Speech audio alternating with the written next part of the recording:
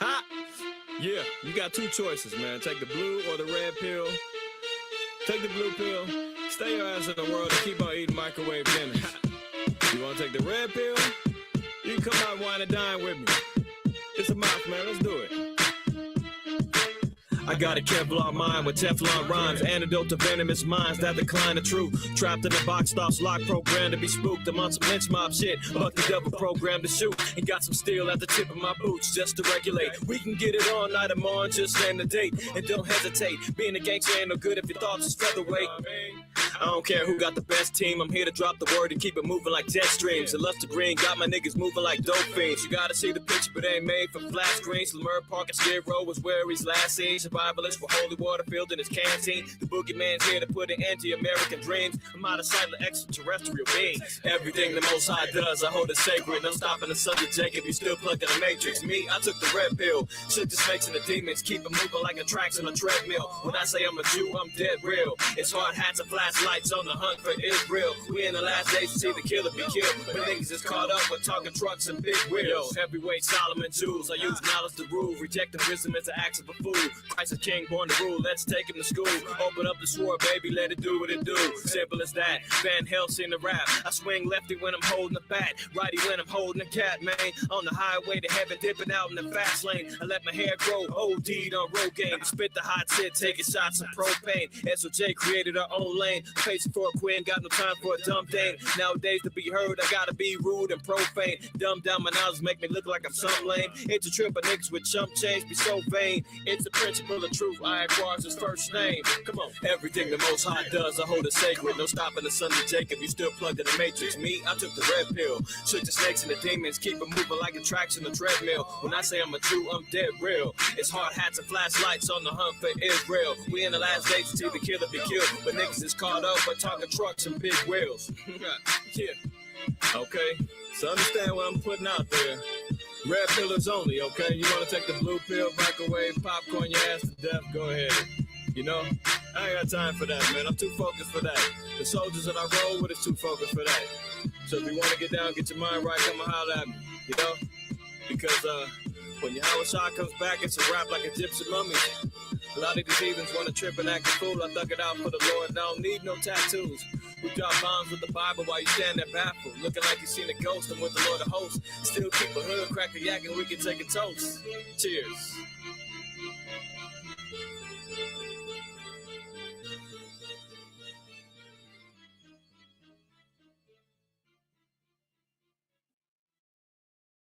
All praise, honor, and glory to the Most High. While Yahweh Shah, that's your brother Amath. I require first name. IQ is all the same. Shabbat shalom to the families in the house. Hold on, let me turn this down, making sure the sound is good. Looking good. All right, all praises. Shabbat shalom to everybody that's in the house, man. Shalom, shalom, shalom, shalom. Welcome. Good morning, good afternoon, all that good stuff.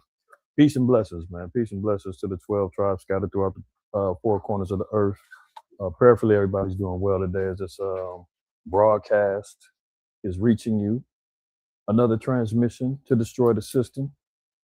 You dig what I'm saying? Hopefully, everybody's well in the house. Who we got in the house so far? All right, the house of Bayan in the house. Shalom to you and your household, good brother. Uziel, shalom to you. Rosemary out there in London. Shalom to you and the fam out there. Shalak, good brother in the house. Shalom, shalom. There go Kohath in the house. Why am I not surprised? My man. All right. Shalom to you. The Quabbin house, as per usual. Shalom, shalom. My brother Hoshai and the brethren out there in Jamaica, man. Shalom to y'all, man. Prayerfully, all of y'all are well. Shara Walk in the house. Shalom to you. The elder in the house. Shalom, shalom. Who's that saying I'm still here? Where'd you go? All praises. All praises. All right. Anybody else who's gonna be joining us, man? Shabbat shalom to all of y'all, man. If you're watching it on the Shabbat, man, if you're catching it on the back end, shalom to you. As you can see in the title, man, Trump's plan to save America just blew up in his face. Blew up, ignited, detonated. Right. So if you're concerned about whether or not America is gonna be built back better, made great again, made affordable again, all that other stuff, man. The Lord is continuously showing us that dream is quickly faded, right? You see what happened with his tariffs deal. That was the whole economic plan to not only tax the people, because when you're paying those tariffs, the taxes end up coming on us, you, me, and everybody else are going to end up having to pay exorbitant prices because these other nations that we're getting goods and services from are paying taxes. So they're going to raise the prices on stuff to get imported over here. When that happens, who ends up having to flip the bill?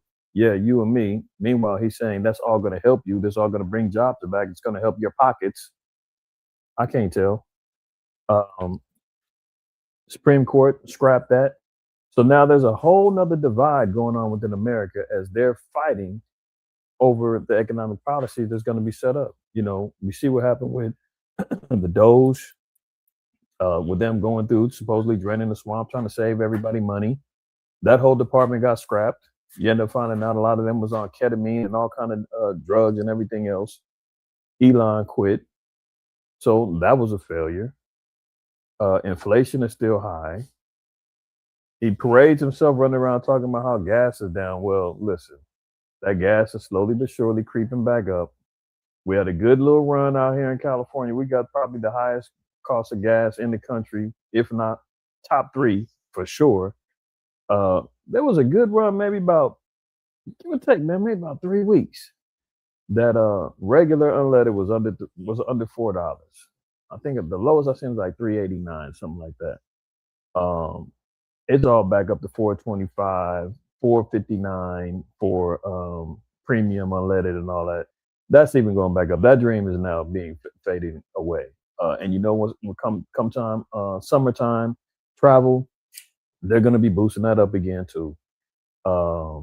So everything now is just kind of like blowing up and imploding in his face.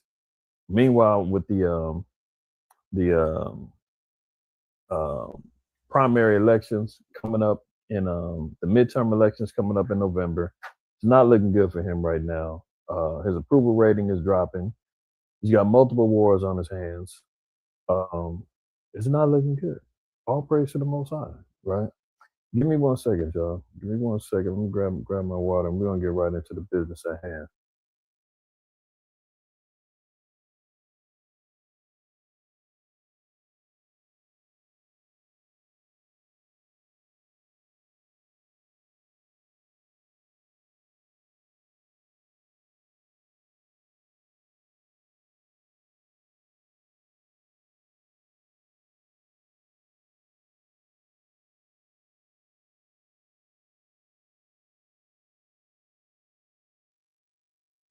All right, all praises. It's lucky, y'all.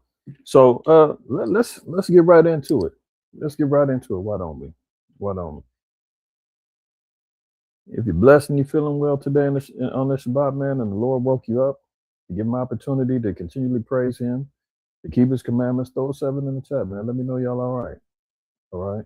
If you need some prayers, throw a 3 in the chat. Throw a 3 in the chat. If you need prayer, let me know. Make sure we put you on our prayer list, and we'll keep things solidified through the Spirit that way. All right. Let me go ahead on and share my screen. Let's go this way, and let's start in Malachi, the first chapter, right? Because as we're seeing this particular struggle that's going on, matter of fact, before we go there, we have to go here. We have to go to Mark, the 3rd chapter. And we're going to start at verse 24. And we're going to read down a couple of verses because this is vital. You brothers that put the 3s in there, y'all already on. Y'all already on. My sister Hashmai, we're going to make sure you get put on there as well. All right. Yeah, let me make sure I got everybody. Let me make sure I ain't miss nobody because I don't want to miss none of y'all. All right. All praises. Okay, cool. All right. So starting at verse 24. It says, and if a kingdom be divided against itself, that kingdom cannot stand. So we're seeing a complete divide going on within America. Now, this place, like last week's lesson, talking about when I titled it, The Melting Pot is Bubbling Over. You know, America was known as the Great Melting Pot, right? This is the place where all cultures, languages, peoples can come, blend together to get in this nice big old tasty gumbo pot that's supposed to make you feel good and fulfill all your dreams and everything else. Now that thing is burning and bubbling over, man. It's spilling over. That dream is faded away. It's now destroyed. The dish, you leave something on the stove too long, man. It's burning. It's now destroyed. It's flavorless.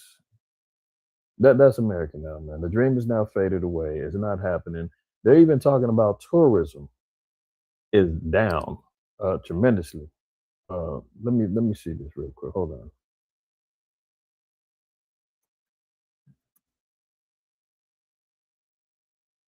Let's just see the decline. Now you got one. Here's one day ago. For U.S. tourism, the second Trump slump is worse than the first. Nobody even wants to come here anymore. Foreign travelers avoiding the U.S.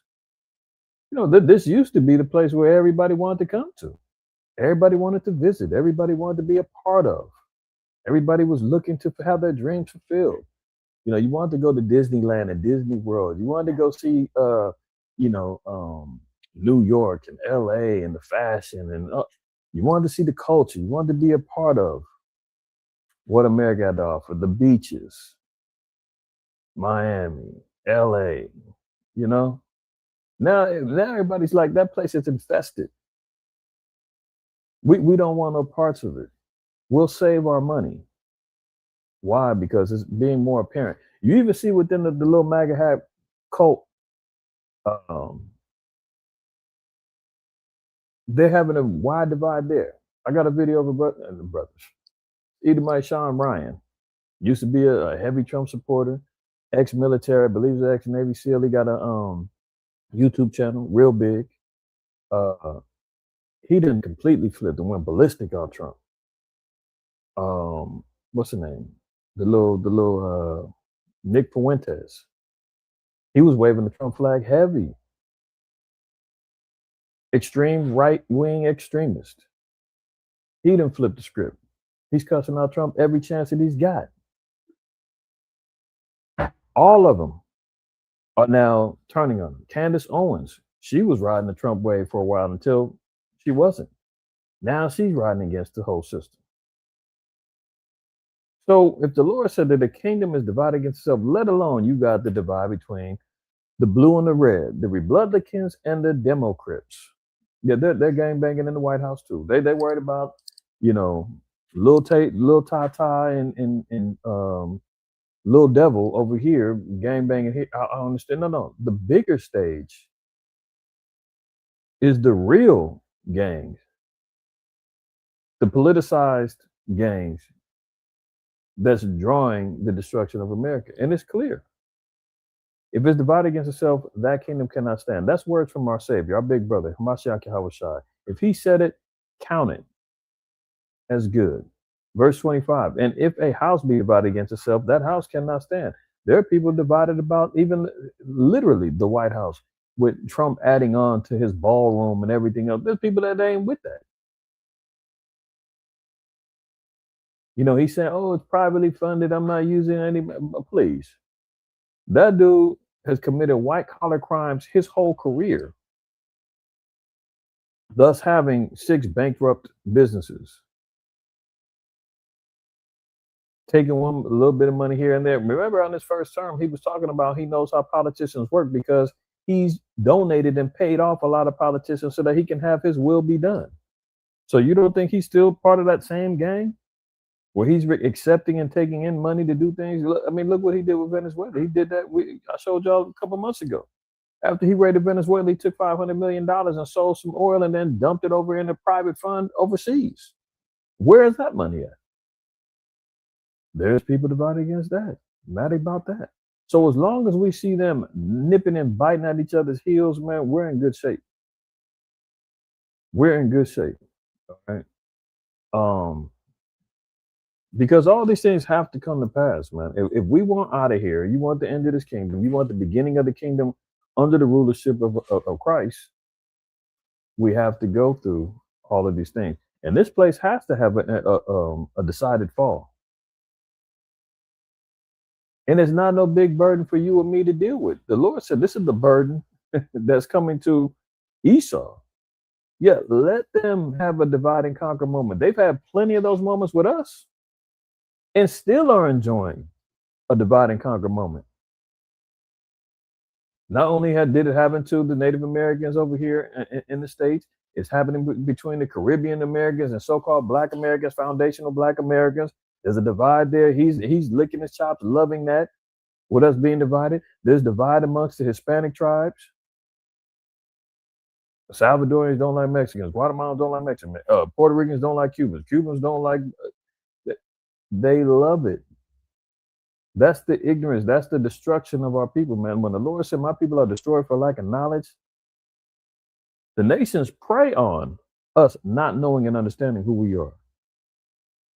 The unification and the bond in the spirit, let alone bloodline that we have, as long as that remains ignorant to us, He continually throws in blades and darts of destruction and division, all the way down to this thing that we call the truth. As much as, we stick our chest out and say we got the truth and we're in the truth and we're law-abiding men and women, God-fearing men and women, but there's still division within us. And He sits back and says, yeah, they got the truth, but as long as they stay divided, we ain't got nothing to worry about. And that's just what it is. And if you historically understand what happened with, we talked about this before. We historically understand the capturing and the seizing of Jerusalem. What was the state of affairs within Jerusalem? There was already divided sects of Israelites then within the priesthood. The Essenes, the Zealots, you had the Sicarii, you had the Pharisees, you had the Sadducees, all different schools of understanding and thought at some point in some form or fashion, all drawing disciples to themselves. And at the same time, while there were divides and wondering who was going to lead, who had the ultimate truth, who was going to be the ones that the people were going to entrust themselves in. You had some like the Sadducees who were compromised and making side deals with the government, rolling along with Rome, accepting their little handouts, It ain't no different with what's going on right now. You got some with the 501c3 and, some are taking, the grants and the monies that come from them and saying, hey, we're doing things all right. We can still do what we want to do. This is all part of our government. Okay, that's all cool. As long as you taking the money, using it for rights and the sake, okay, cool. But when the ish hits the fan and you've got to sacrifice those things, we'll see who's ready to do it. But it's the same thing that's going on, man. And as Israel was dealing in confusion and separation, man, here comes Esau, man, moving in with armies and marches and destruction, seized the temple, and before you know it, everything we have was gone and lost. And Yahweh told us in Luke 21, He said, man, you're going to be delivered up. Your kinfolk's going to turn on you. There's going to be problems and divisions within the nation. However, we see it replaying out now, and the Lord is showing us the destruction of America's daddy, Rome, is right before us, and everything that Rome was going through, which led to its ultimate destruction, America's going through economic collapse, overexpansion of the military, high inflation, the devaluation of the denarii. Very similar to what's going on with the dollar. Invasion of the barbarian tribes, the border collapse and everything. It's all the same thing replaying out. And we're going to touch on that in a minute too. But let's look at this, right? Because this is important. The burden of the word of Yahweh to Israel. To who? Israel by Malachi. This is a prophetic understanding that Israel needs to understand and know regarding Esau. Why is that dynamic so important? People, especially in our own community, man. Israel you always worry about Esau. Listen, the Most High wouldn't tell us, Israel, you need to pay attention to understand the burden of the word of the Lord to Israel by Malachi, because Esau is going to play a vast role in what happens to us prophetically and our relationship with them. It ain't just about bashing Esau all day, but he is highly relevant as it pertains to what, when, and how we got where we're at right now. Verse 2, I have loved you, saith Yahweh, yet ye say, wherein hast thou loved us? This to Israel. Malachi is telling them, Israel, the Most High loves you. And Israel saying, how? I can't tell. We're divided, we're ignorant, we're broke, we're living in poverty, we're filling up the jails, we went through slavery, we've been lynched, hung, burned, our history's been taken from us. Well, how does the Most High love us? I don't see that, you know? And you know, you hear in the echoing of people in our community. If there is a God, how come he took my baby from me? If there is a God, how come I'm stuck in these projects? If there is a God, how come he killed my grandmama? If it, you know, we question the existence of Yahweh, the self-existing one. That's a that's an oxymoron, man. The Most High is completely existent, self-existent. And they question his existence, question his judgment. So they're saying, well, how you love us? Was not Esau Jacob's brother, saith Yahweh? Yet I love Jacob. He said, look, I made a hard choice. I made a choice. If that ain't love, I don't know what is. Esau was the eldest. The elder brother is supposed to receive the glory, the inheritances. The elder brother is supposed to carry on the initial legacy of the father. So if the Most High said, look, how much more can I show you that I love you when I made a choice? I told you. You had a paternal brother named Esau. He said, wasn't he? He said, wasn't he your brother? Yet I love Jacob. The Most High said, I made a choice between the two. Jacob have I loved, Esau have I hated. Verse 3, and I hated Esau and laid his mountains and his heritage waste for the dragons of the wilderness. Whereas Edom said, we are impoverished. So when Esau is dealing with a destruction of his kingdoms, when he's dealing with the judgment of the Most High, when he sees things that down for him, you know, when they lived in the Caucasus Mountains, when they lived amongst the animals and the Neanderthal ways that they've grown accustomed to.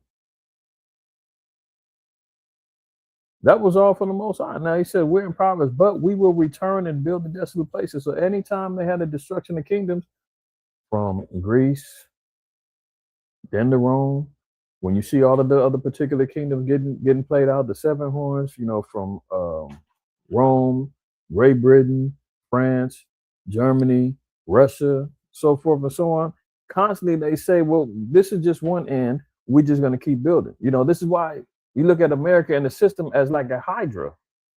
You know, when you see in Revelation 12:9, where it says that old serpent, the devil, and that same serpent gave power to the beast in Revelation 13, this system is built on like a hydra type system. And the hydra is an old Greek mythological serpent with multiple heads. And if you cut one head off, it grows another.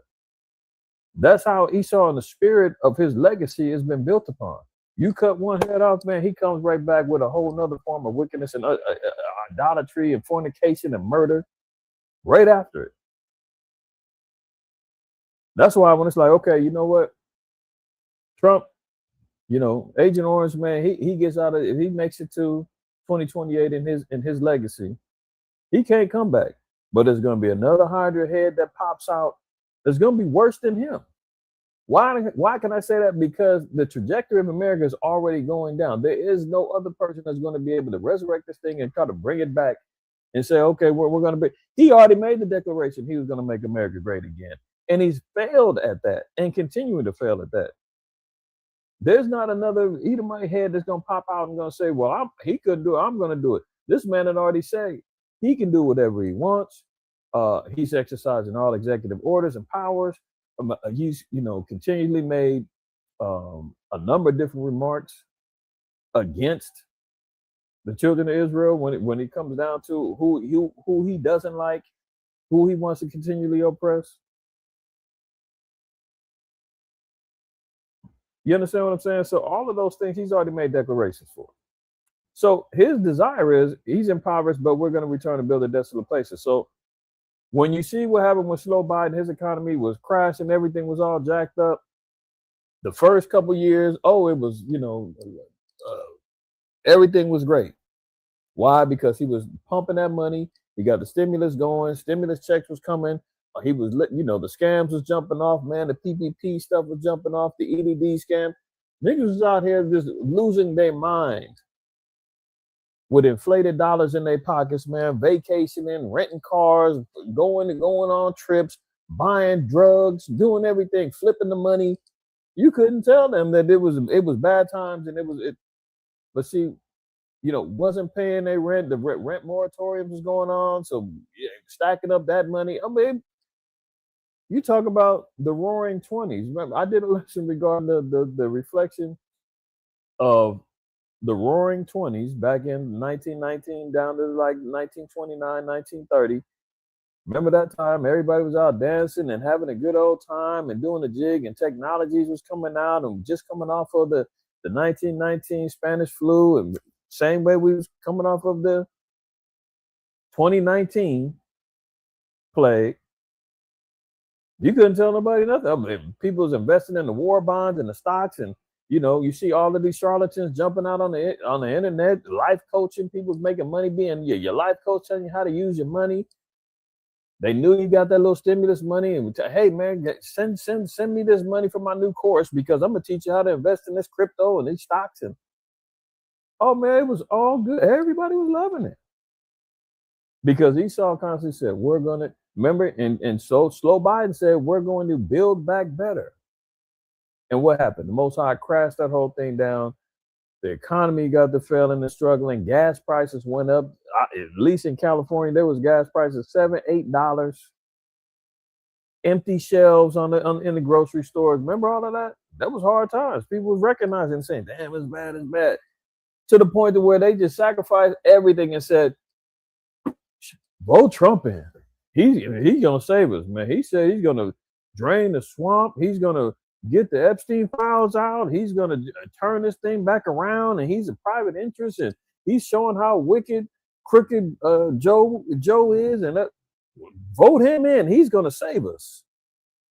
And he says it. Oh yeah, we're gonna make America great again and affordable again, and only within a year and a month of his service, he's already dealing with mass division, multiple wars, inflated dollars, a bubble bursting within the economy. They don't want to pump no money into the thing. So every time he says, "Oh, we're in a bad spot, we're going to build it back, we're going to get it together," what happened? "Thus saith the Lord of hosts, they shall build, but I will throw down, and they shall call them the border of wickedness." So every time they talk, notice the whole little tariff situation. That was supposed to be the big plan to get money flowing back into the economy. You're going to save America trillions of dollars, and we're going to tax all of these countries that was abusing us, and The divide within America, the Supreme Court said, we ain't with that. What you're doing is illegal, and no president's ever done this before. And that's out. And you're gonna have to return, you're gonna have to refund over $180 billion to these particular companies. And what did he then jumped out and said, "I ain't doing that. Matter of fact, I'm doubling down, and I'm gonna make it 15." All right, we're gonna get to it. I'm jumping.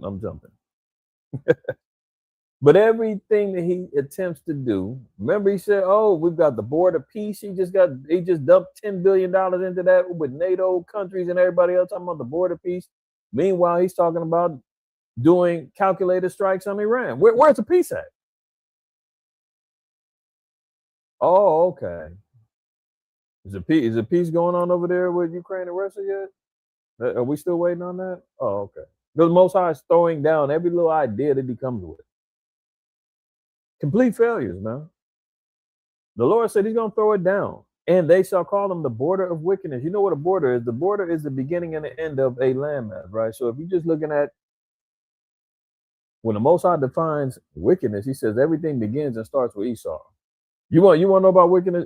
That's the border right there. That's where you start. That's where it ends. But we're wrong for saying it. Hence, the entitlement of the show, don't shoot the messenger. The border of wickedness, the people against whom Yahweh have indignation forever. The people. So I don't understand how we can all of a sudden make this particular calculation of saying, oh, Edom now, the Edomites now are worthy of salvation, and they're going to come in with us at a simultaneous, and they're going to be part of the new covenant. And I'm sorry. The Lord said, those people, he's got a righteous anger with forever. I don't see that change. The Lord said he changes not, if I'm correct, in Malachi the 3rd chapter. Yeah, do we need to do that? Maybe we need a little reminder though. Let me just see something real quick. I want to make sure I'm not wrong. Oh, okay. Hold on. Maybe this is the case. Malachi 3:6. For I am Yahweh, I change not. Numbers the 24th chapter, the Most High said he's not a man that he should lie. I mean, he's not going to put something out there that's irrelevant, erroneous. He's not going to put something out there that's quote unquote hyperbolic. For I am Yahweh, I change not. Therefore, you sons of Jacob are not consumed. So, the Lord said it, he meant it. Regardless of how I feel about it, regardless of, my desires, what Pop says goes. And that's just what it is. Let's look at Ecclesiastes 10:19. A feast is made for laughter, and wine maketh merry. Yeah, so it's okay. We've got feast days coming up next weekend, most high permit. We all see it. We got the memorial of the destruction of Nicanor next Saturday evening. And then we have another memorial feast of Purim Sunday and Monday, right? Those are going to be glorious times. And for you Christians out there talking about them Israelites be drinking it up. What was Christ's first miracle? Oh, turning water to wine? Oh, okay. Was he being accused of being called an alleged wine bibber because he drank the wine? Oh, okay. I guess that's okay then. The Lord said the feast is made for laughter. If you don't come to the feast with no doubtful, wicked spirit on you, and you just overwhelmed with your own problems. The Lord said that's the time that you leave all that stuff at the door. You come to the feast for mirth, gladness, edification, understanding, to glorify the Most High. Have a good time. And if you need a little wine to break the edge, need a little strong drink to break the edge, do that. But not in excess, in moderation. That's the key. And wine maketh merry, but money answereth all things. So now that we're seeing America's having these money problems to the bill of damn near $38 trillion of debt and trillions of dollars in interest alone monthly, America's never going to get out of their problems. Never. But money answereth all things. So there's no answers for what's going to happen at the Most High with America, because they do not have the money to sustain themselves. The whole gig for the terror, man, that's out of here. And they're going to go back and forth on that for a while. Romans 15:4. For whatsoever things were written aforetime were written for our learning. So again, if we're reflecting off of the past of what happened with Rome, which America has patterned itself after, they received all the glory that Rome used to have. The dominance over the kingdoms,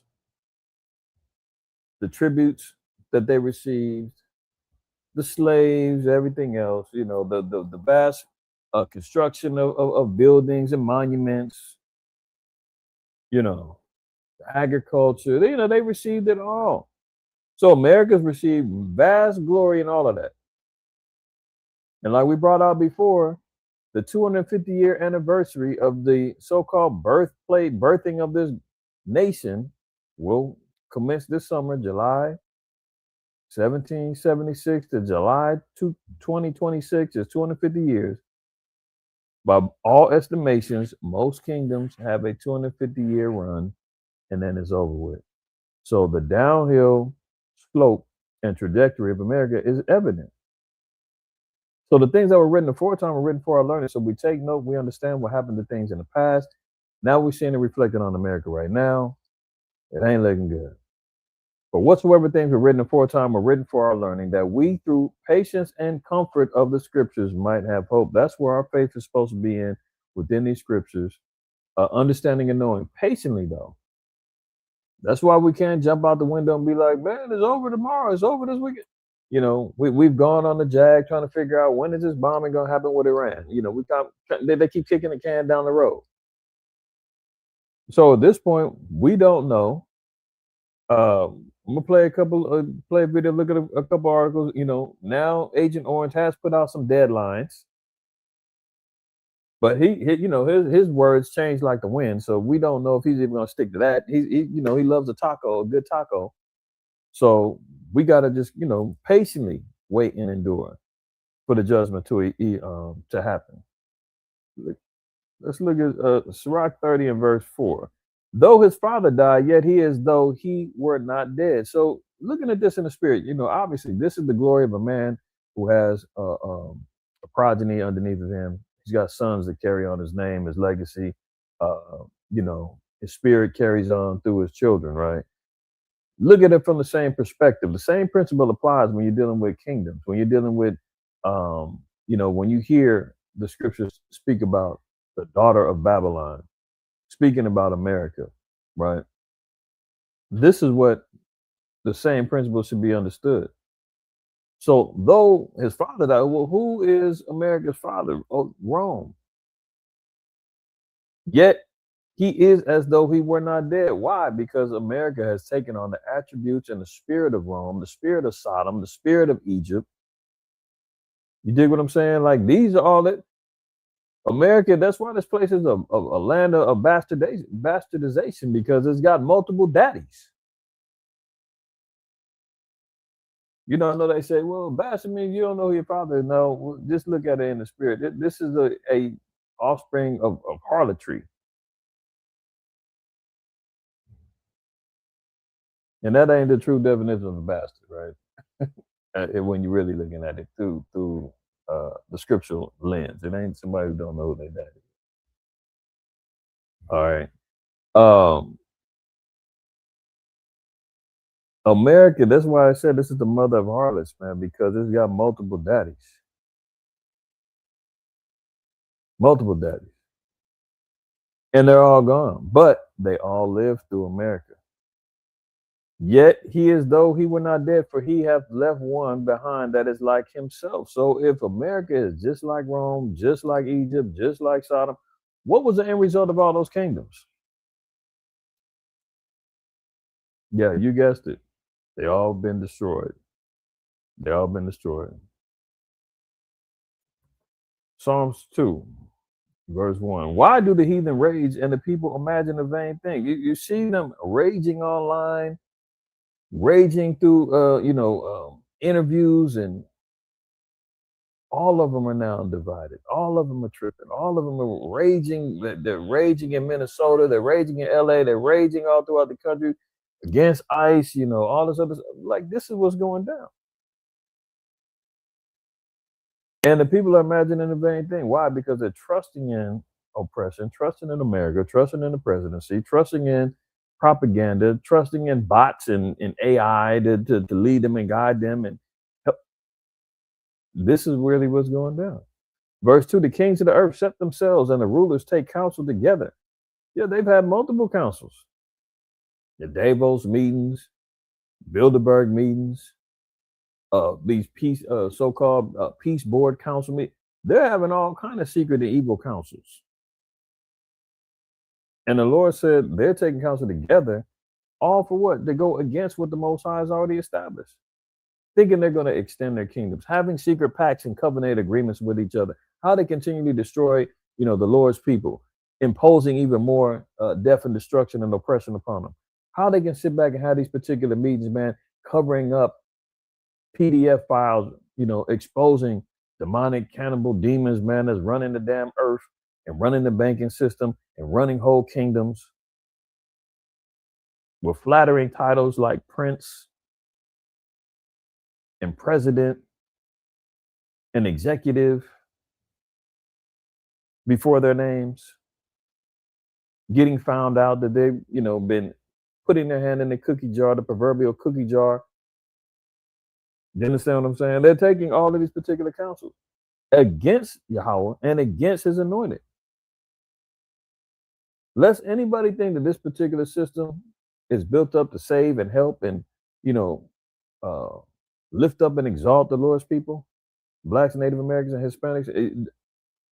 There's some more Jim Jones Kool-Aid waiting for you. Take a good gulp if you think this place is for you, man. And against his anointing, saying, let us break their bands asunder and cast away their cords from us. They want to be broken free from any type of righteousness, any type of biblical instruction. They don't want to be subjected to being subject to the power of the Most High and the ruling of the anointed over them. They ain't with it. He that sitteth in the heavens shall laugh. The Lord shall have them in derision. That's what's happening. The Most High is laughing at them, sitting back, arguing and talking about, now Trump is out here flaming up the Supreme Court and talking crazy and talking about they've been infiltrated, and the Supreme Court saying he's a dictator. And you just hear it, and it's just so funny. We sit back, and that's why the Lord said he's laughing too. The Most High is the one in control of all of this. Look, even in let me get one more tab open real quick. Sirach 10. And I think I want 9. No, 8. We're gonna read 7 and 8. Pride is hateful before the Most High and man, and by both doth one commit iniquity. So there's no question. The Agent Orange is one of the most proud, boastful men in leadership, and he's got control of the wheel in regards to the whole entire earth, because he sits in the throne of iniquity. He sits in the throne of the mother of harlots and Babylon the Great, so forth and so on, that all nations are subjected themselves to, and he knows it. That's what's so dangerous. He knows it. So his proudful boast, man, he's got no problem trolling and speaking. We're gonna see, man, this old coon sister, man, talking about that, how much she loves Trump because he keeps it real. He speaks his mind. I'm sure y'all seen it, but I'm gonna have to flame her butt up too today, because that was disgusting. If you don't know what I'm talking about, just hold tight. Hold tight. Verse 8, because of unrighteous dealings, injuries, and riches got by deceit, the kingdom is translated from one people to another. That's law. That's the Most High. The Most High said that if the kingdom is involved in any of the above, unrighteous dealings, injuries, or riches that got by deceit, the kingdom is translated from one people to another. This kingdom will be translated back into the hands and be ruled by Christ, and the elect is going to rule over all these dang heathen, man. And Israel is going to be put back in a place of rulership, and righteousness is going to be instilled back in the earth, man. Everybody's waiting on it. The animals, the earth, the nations, they all want it. One more in Psalms 21:11. It says, for they intended evil against thee. They imagine a mischievous device which they are not able to perform.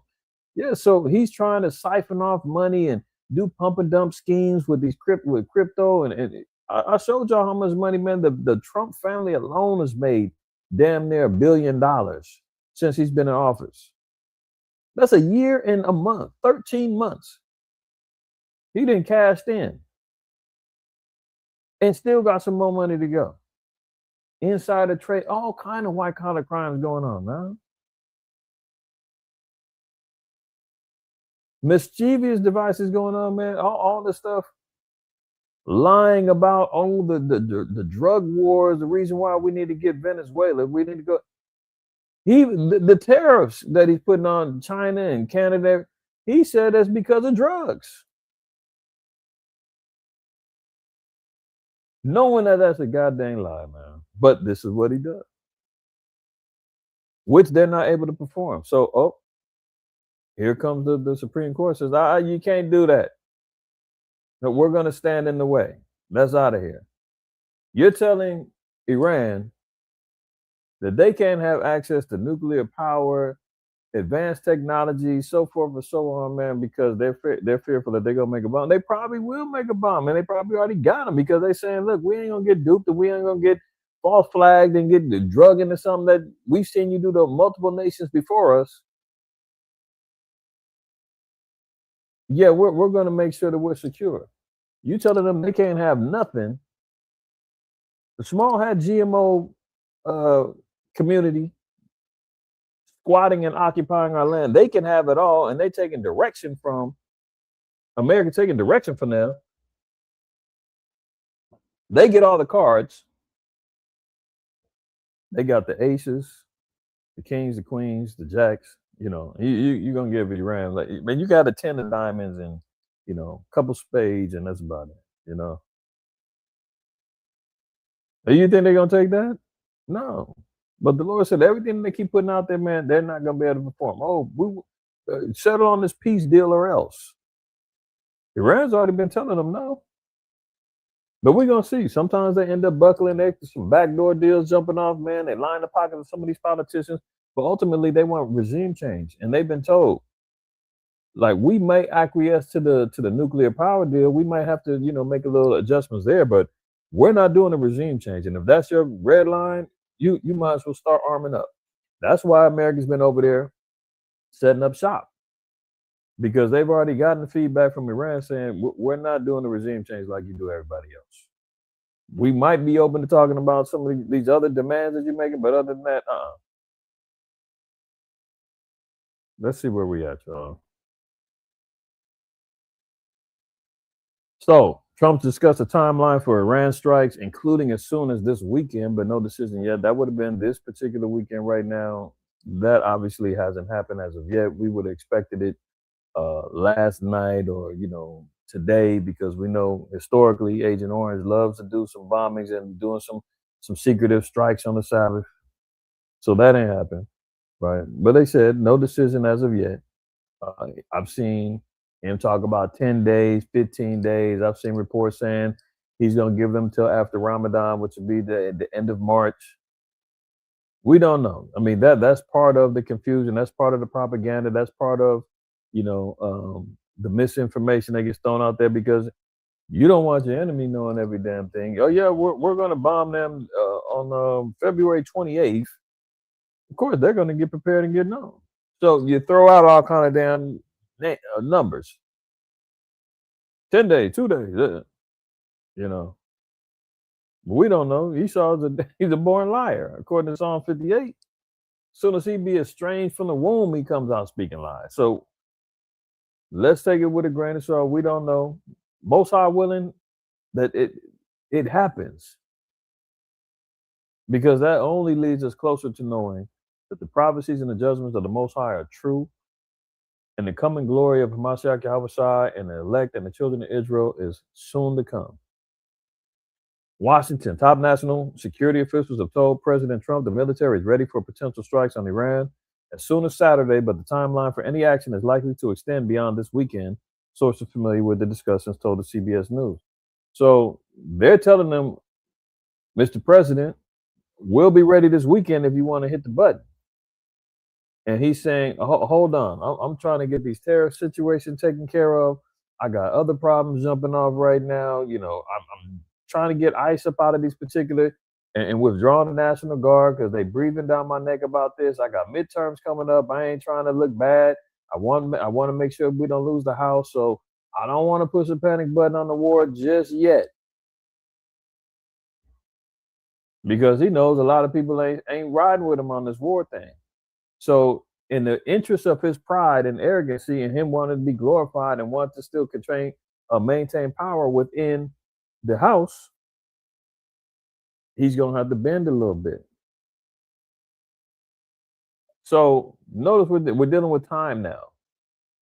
2 Ezra 9:1. He answered me then and said, measure thou the time diligently in itself, and when thou seest part of the signs past, which I have told thee before. So the Most High tells us we're supposed to watch time. Here we're seeing Agent Orange even putting out timelines on when he expects to take action against Iran. So we're measuring the time right now. Okay, that's what we're doing when we see, these particular headlines. He's putting out time frames. He's saying, "I'm gonna give him to this, that, and the third." Then we're gonna see. Let me get back here, and I'm gonna let him say it. He can say it better than I can. Right now, new on the night team to the Middle East, where the United States continues its military buildup. President Donald Trump pressuring Iran today to agree to a nuclear weapons pact or face serious consequences. Here's ABC's Jacqueline Lee with more on the tension. President Trump issuing an ultimatum to Iran. They can't have a nuclear weapon. It's very simple. You can't have peace in the Middle East if they have a nuclear weapon. See, he's narrowing it down just to a weapon. They're saying they can't have access to nuclear power, period. That means that they can't have access to nuclear power for generators, for energy, for technology, it ain't just about the weapons, but he's trying to make it seem like all this is about is we can't make a bomb. And America is trying to prevent us from being able to make a bomb because they're going to bomb Israel. So for the dumbed down person, they're gonna think, well, yeah, we gotta stop them from doing that. It ain't just that. They're concerned with if they're able to get access to nuclear power, that they could use that to create a weapon. Warning it has at most 15 days to make a deal on the nuclear weapons pact or, quote, bad things will happen. We're going to get a deal one way or the other. We're either going to get a deal or it's going to be unfortunate for them. This as the president orders a massive buildup of firepower in the Middle East, with more than 100 cargo planes, refueling tankers, and fighter jets headed to the region. Sources familiar with the planning tell ABC News the president is considering options from a limited strike that would enhance the U.S. negotiating position to larger strikes on military, government, or nuclear targets. The world's largest aircraft carrier, the USS Gerald Ford, and 4 destroyers also headed to the region. The destroyers have anti-missile systems and tomahawks capable of striking targets more than 1,000 miles away. This firepower joins the USS Abraham Lincoln strike group already in the region, with around 35,000 troops. Jacqueline Lee, ABC News, Los Angeles. And the president has hinted at a desire for a regime change in Iran. However, he has not said what precisely his objectives would be. And so there you have it. He says, hey, if you don't do what I said, very bad things are going to happen. One way or the other, they're going to get what they want. And that's the results of America imposing their will and being a quote unquote bully. You understand what I'm saying? To try to make sure that they get what they want when they want it. And if they don't get it the easy way, they get it the hard way. Joel 3, you saw what was happening. 4 destroyer ships getting sent out there, multiple airline jets getting sent out there, troops already out there. Joel 3, verse 9 and 10, proclaim ye this among the Gentiles, prepare war, wake up the mighty men, let all the men of war draw near, let them come up. So we're seeing a combination of nations not only showing off their weapons, right? We see every year North Korea's flexing their muscle, Japan be doing this, do their thing, China be always assembling, Russia's already been showing what they got going on, America's been flexing. Now we're seeing them actually coming together, not just flexing, but in preparation for war.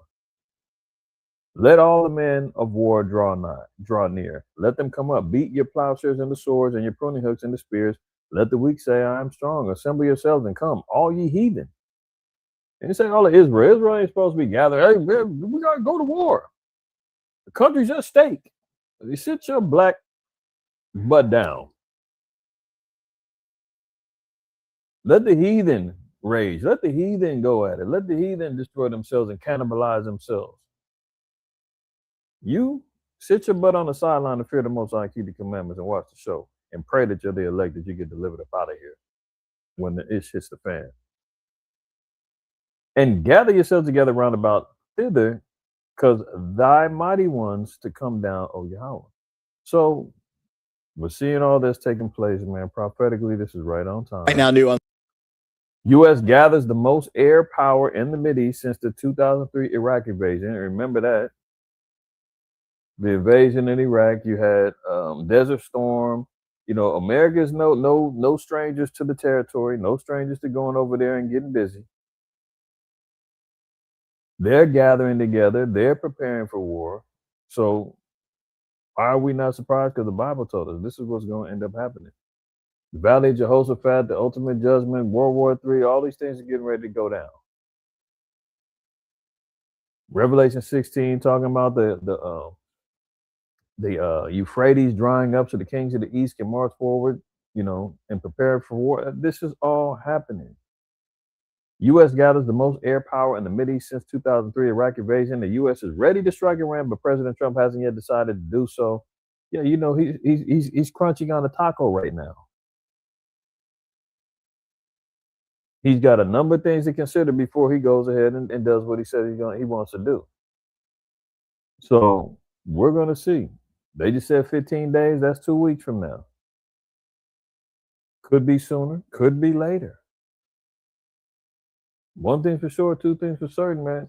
He has dropped the bomb over there before, and they did a strike last summer on a nuclear facility. Now, notice they said it was going to be tactical strikes, you know, limited strikes to get their attention, to sway the, you know, the pendulum of influence and power, and hoping that they just gonna buckle and say, okay, we thought you was bluffing. All right, we'll give you what you want. We're gonna see, because Iran is saying, nah, they ain't having it.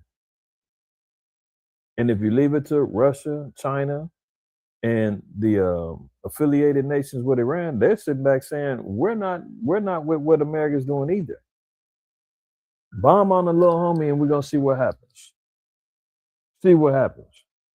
That's the stance that, you know, Russia's taking.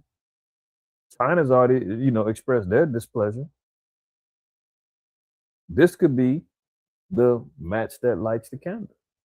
We're gonna see. Exercise of escalation. Iran closes airspace ahead of extensive missile launches. So Iran is assembling, beating their plowshares into weapons now. They're launching off, exercise drills. Now they're saying, oh, America's assembling, America's moving in, America's flexing. Well, let's let them know that we do have some weapons over here, and we're going to test them out just in case y'all want to get busy. Iran warned pilots to avoid broad areas of its airspace following weeks of military exercises amid rising tensions. Why are they practicing? Why are they doing exercises? Because obviously they feel a threat is coming close to them.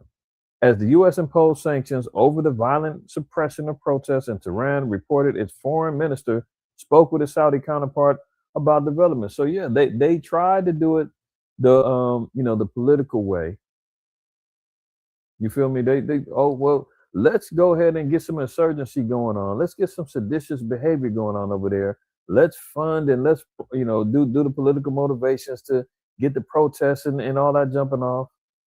They did that. They had a couple of weeks, man. They said, man, they had Mossad agents over there, man, influencing the rioters over there in Iran. They had, the small hat, and the Mossad is a small hat CIA, essentially. The GMO armies is over there influencing them, telling them, yeah, turn up. America's over there, giving them more promotion. Remember, Trump was saying, make Iran great again, the MAGA movement. All of you mess with the protesters, we're going to do something about it. I got your back. Remember all that? They tried it that way to get a regime change. They tried to get Iran to buckle. Iran was like, oh, really? That don't work over here. Matter of fact, we're going to start stringing up anybody who's riding up against us, and we're going to put your butt to death. Open street lynchings, whatever. And that calmed down real quick, especially once the Iranians said, well, where's the help at? Where's the backup? I thought Trump said he gonna get it. And didn't nothing happen? Oh, that's what happens when you trust your enemy. That's what happens when you trust in an oppression. They realize that this dude ain't got our back, man. Damn it. We might as well go ahead and sit down.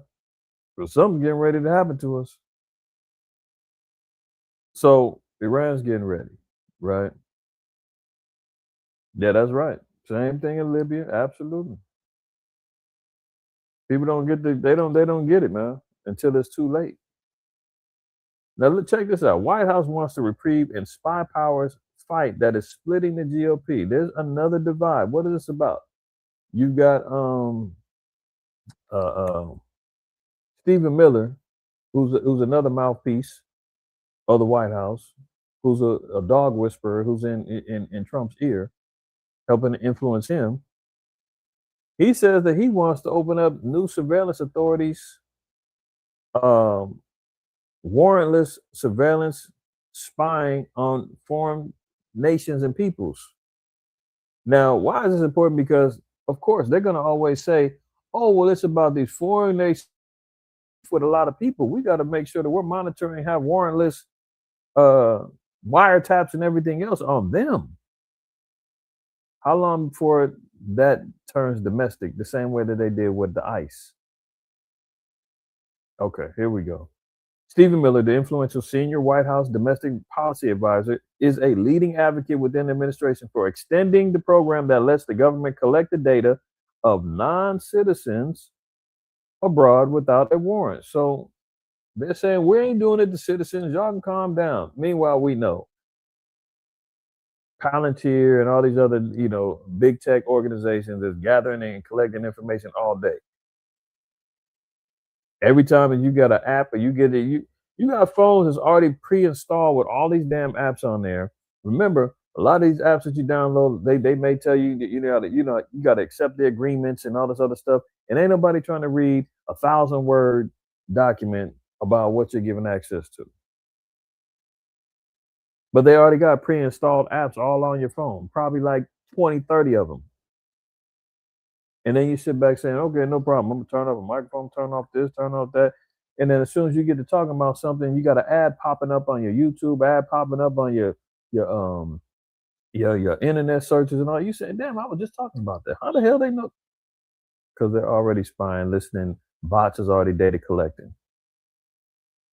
Oh, but we're not listening to everything. We just want, give me a damn break. So citizen data collection is already jumping off.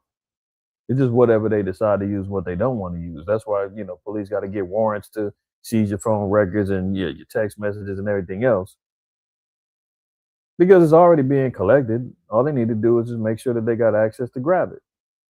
But now they're saying, oh, no, this is for non-citizens. Don't worry. It's okay. We're watching all of the bad guys who got problems with America.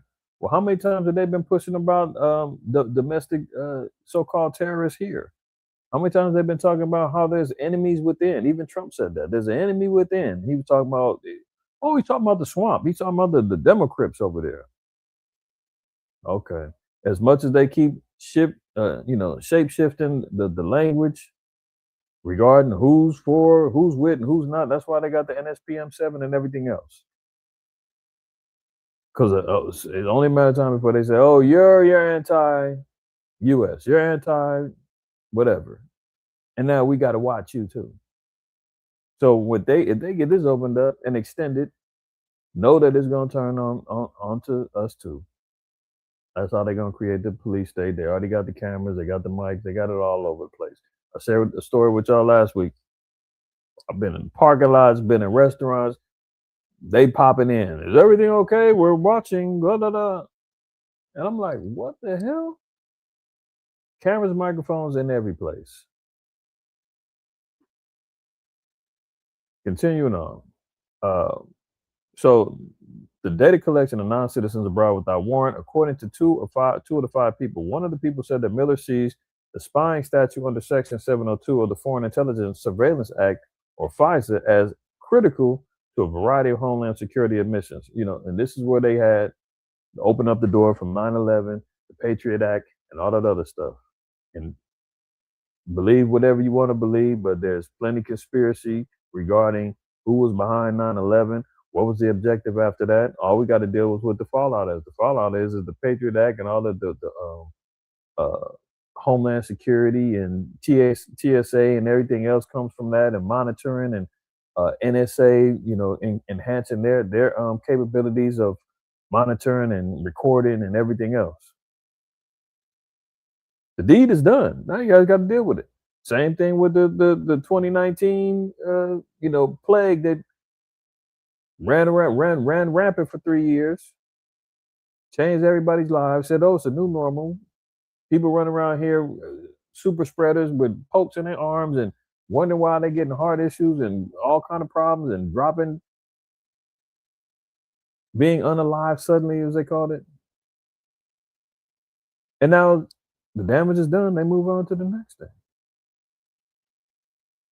The behind-the-scenes push comes as Congress barrels towards an April 20th deadline to reauthorize Section 702, which is itself a perennial source of intra-party tension for the GOP. Even as some Hill Republicans believe that Trump supports a clean extension, others caution there are still 2 months to go and things will remain in flux until the president weighs in publicly, underscoring the fraught nature of the discussion. So in other words, they want to extend warrantless data collection of so-called non-citizens. You know that's going to extend over to us. You just got to see what's going on. There's a divide and a split regarding that, but we're going to see what ends up happening with that. Don't be surprised, because if they get a little war lit, he's already laid down the visa restrictions for, I think it was, how many countries? 18 or more than that countries with visa restrictions, telling people they can't come over here with their visas no more. So he's already dividing the line, saying who can and can't come up in here. So anybody's got ties to any of these particular nations, that warrantless data collection with any ties that they got to family, friends, business partners, whatever here in America, all that's going to get recorded. Everybody watching everybody now. And that's what it is. Now here's what we talked about earlier. Trump explodes. After conservative Supreme Court strikes down his Liberation Day tariffs that sparked global trade war as Wall Street celebrates a $170 billion decision. See the divide, man? They over here celebrating happy. Trump over here hot. So I guess you can forget about that $2,000 derivative stimulus that he was promising, because they got a lot of money from the tariffs, trillions and trillions. That's out of here. Another broken promise, another lie. President Donald Trump fumed on Friday after the Supreme Court made the extraordinary move of ruling against his widespread tariff policy. Did he really do it, or did the Mossad do it? The Mossad said they're going to build, he's going to tear down. That ain't happening. You understand? Trump was meeting with members of the National Governors Association when the ruling came down and called it a disgrace, according to CNN. At the same time, Wall Street celebrated as the stock market spiked after the tariff decision came down. So all those holders in the stock market, because they knew that was going to be one of the catalysts that popped the balloon and the stocks end up crashing and having a real issue. So there's a divide between the legal system, the financial system. America is finished, man. Look at this. And this the vanity, this the pride that he speaks on. I can destroy the country.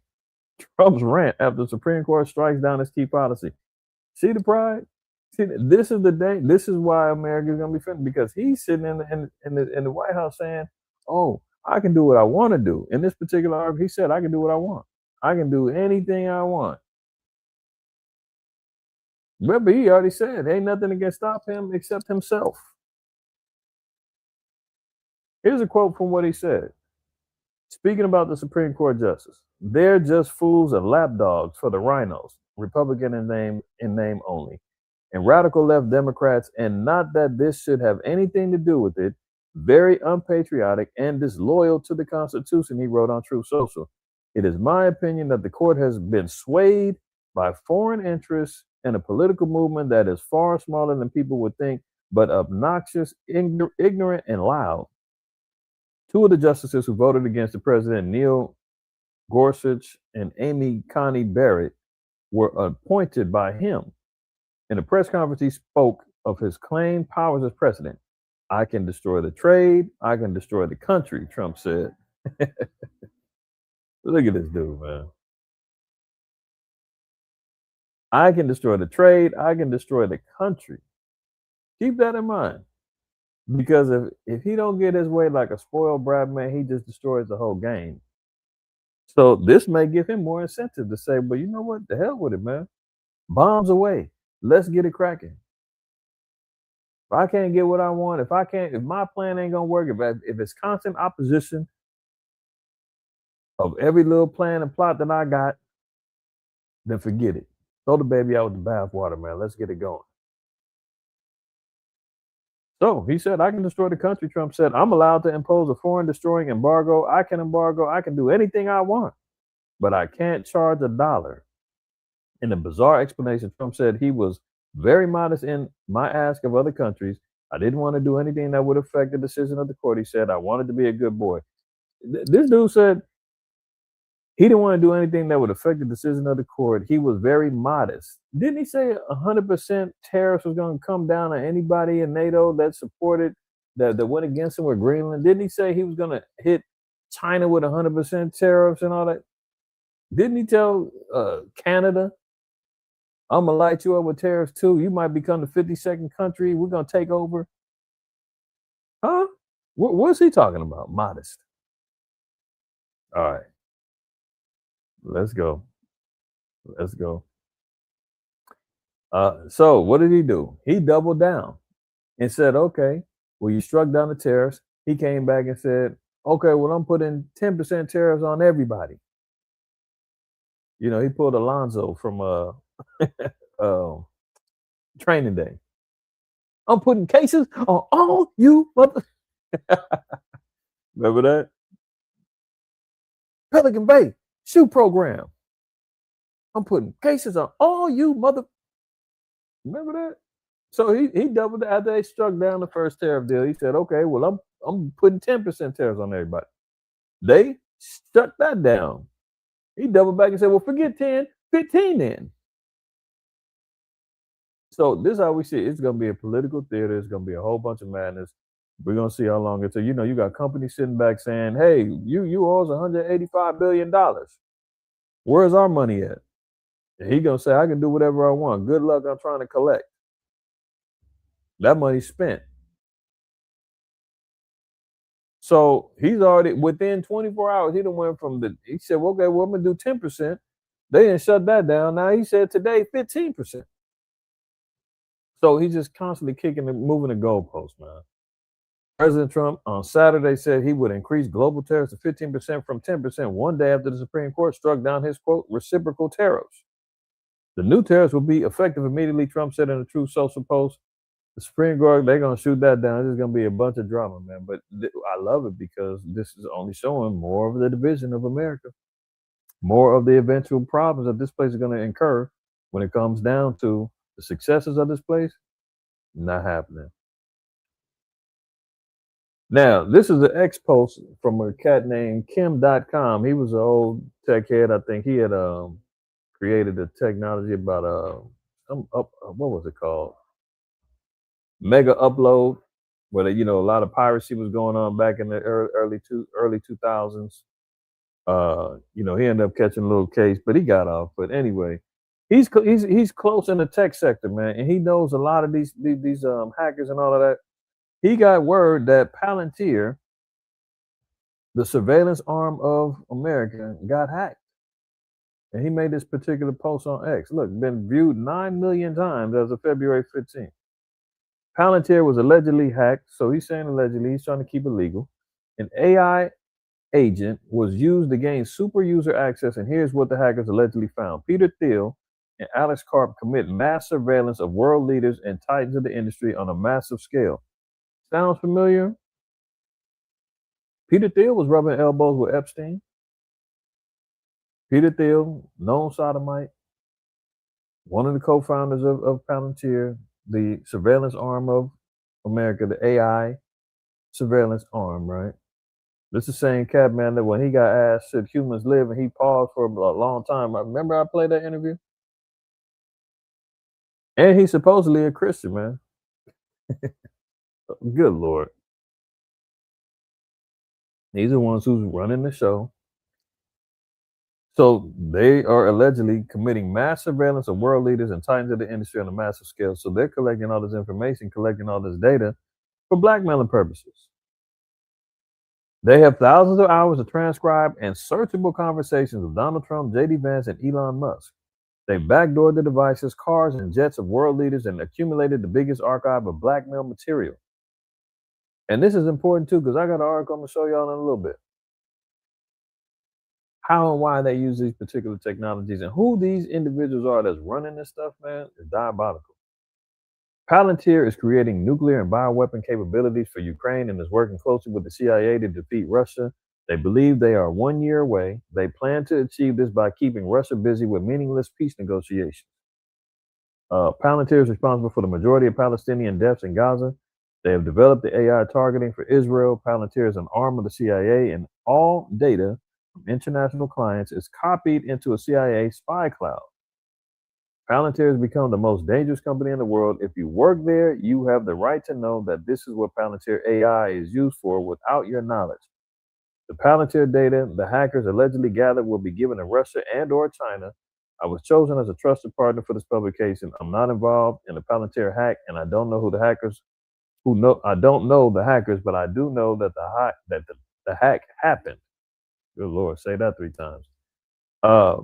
So take this for what you will, but they're saying Palantir got hacked by an AI agent used by some hackers. They collected all the information. They're saying this is what Palantir is up to on the low.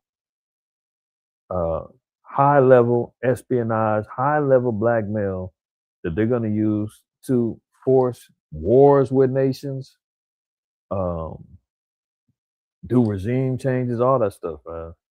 And it's the same thing that America is using this stuff for too. But not only they're going to be surveilling it and monitoring everything that we're doing, but they're using it against other nations too to get them in their pocket. So that's a whole nother thing.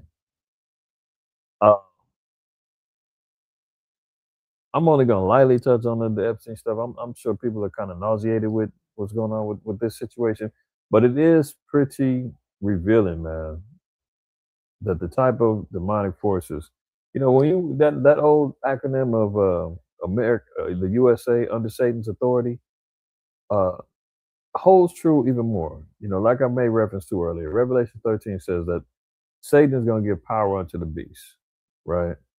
And that's America. So it is under Satan's authority. And then you have his agents. In Revelation 12, it says that Satan and his angels is going to make war with Michael and so forth and so on. The angels are the agents that Satan uses. Essentially, Esau, his armies, his kingdom, so forth and so on, they're all under this particular authority, man. And you see information coming out. Epstein was financing and had business with the Rockefellers, the Rothschilds. I mean, high-level demonic families, man, that, are notorious names that ring bells in so-called conspiracy circles, let alone world leaders and so forth and so on, right? This guy was high-level, and all of the things that we're seeing and hearing about that was associated with him and all those who knew him in these particular parties, from PDF file activities, cannibalism, unalivings, coercion, blackmail, you name it. There was no bounds of evils that wasn't going on with this dude and those that was affiliated with him. And then you get these files that Agent Orange was priding himself on, saying, well, as soon as I get in, we're getting those files out and prosecution is on the way. I'm going to get these guys. Until they said, sir, you know your name is in there like over 1 million times. Oh, hold on on that. I thought we cleared that up. So as they've been slowly but surely taking their time, releasing a little bit at a time, that's giving them enough time to redact and black out names and remove him. And, so now you see every time he pops out speaking on it, I've been exonerated. Not me. They gave him time to try to clear his name. That's what it is. DOJ removed a record of multiple FBI interviews with underage Trump accuser. Epstein data showed the FBI spoke at least 4 times with a woman who credibly accused Trump of sexually assaulting her when she was a minor. Epstein files show the document is no longer accessible on the DOJ website. I wonder why. And that was the one where they said she was like 14 with knee pads on, allegedly servicing him, and she bit down and he slapped her. This is all quote unquote alleged, But why is it removed now? Why did they take that detail out? Sunday, I reported the FBI interviewed a victim who accused President Donald Trump of sexually and violently assaulting her when she was 13 to 15 years old. I also reported that some of the Justice Department case files for this woman who later sued and reportedly received a settlement. So, walks like a duck, quacks like a duck. It's a duck. Why are you settling? Why are you paying her off if she's a liar? She's some anonymous source. Nobody knows who she is. This is made up. This guy added into the file. Hold on. They said that this woman actually sued and got a settlement from the Epstein estate for sexual abuse allegations in the same time frame appeared to be missing from the government's publicly searchable Epstein database. Mind you, remember, Epstein got locked up in 2008 for sexual misconduct with minors and some more stuff. So where there's smoke, there's fire.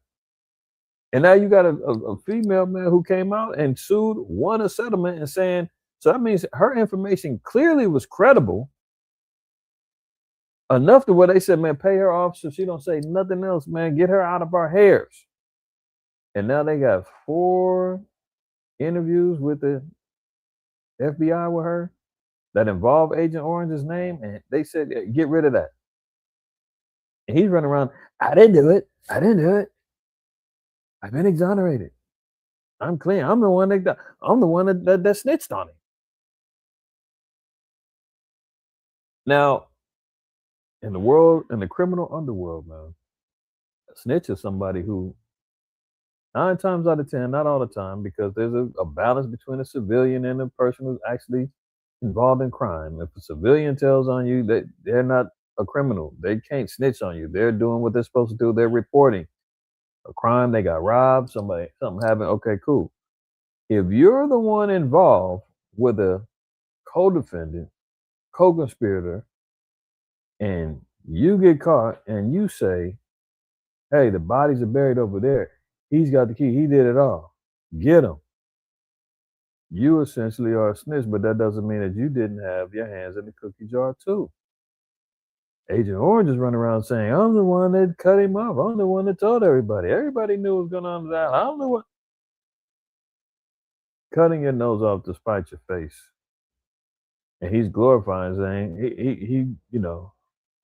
he's the one that got the investigation going. And I believe in some of them emails too.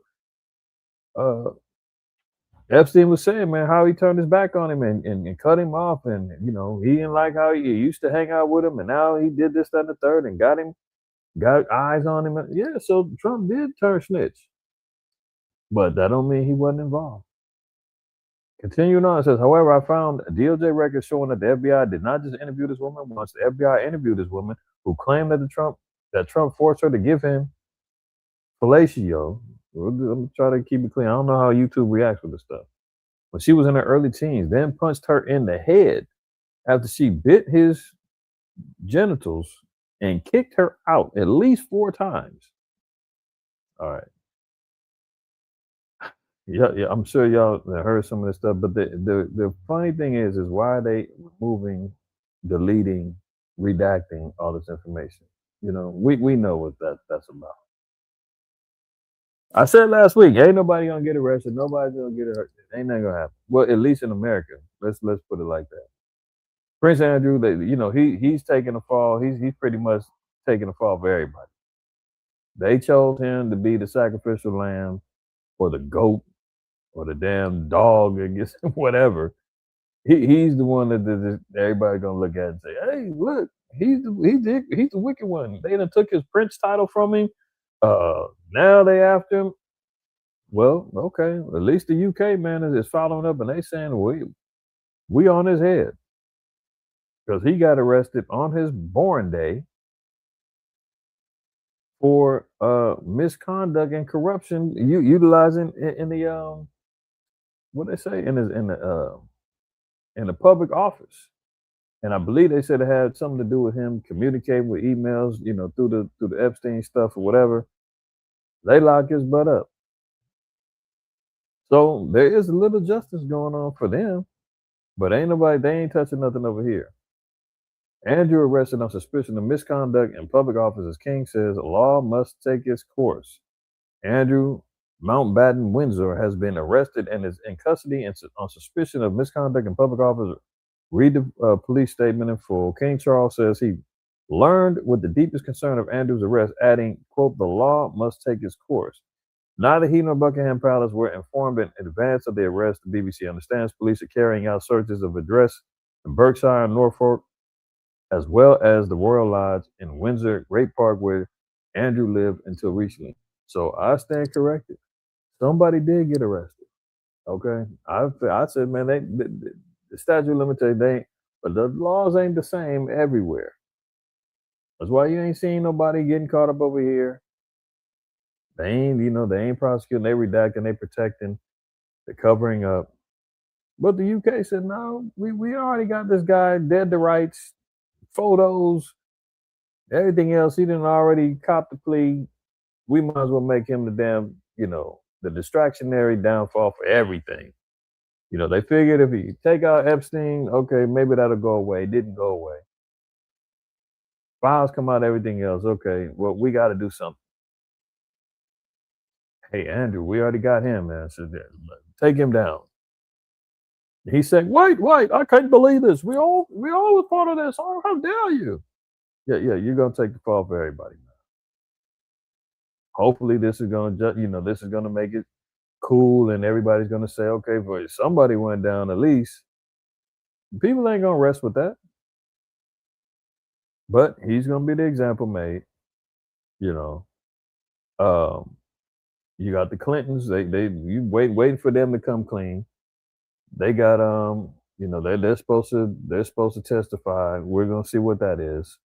But as of right now, one down. Whole countries and people gotta go. Now let's see what Agent Orange said about this, man. How sad is he about what happened? I got a question about something big overseas today. The former Prince Andrew arrested by the police there, related to something with Jeffrey Epstein. Do you think people in this country at some point, associates of Jeffrey Epstein, will wind up in handcuffs too? Well, I'm the expert in a way because I've been totally exonerated. That's very nice. I can actually speak about it very nicely. I think it's a shame. I think it's very sad. I think it's so bad for the royal family. You see him? This maniac says he can speak on it. He's an expert. First thing he want to do is cover his own ass. I've been exonerated. Let me make sure I can cover my own. Yeah, I'm exonerated. You can't talk about me. But he says it's very sad, very sad.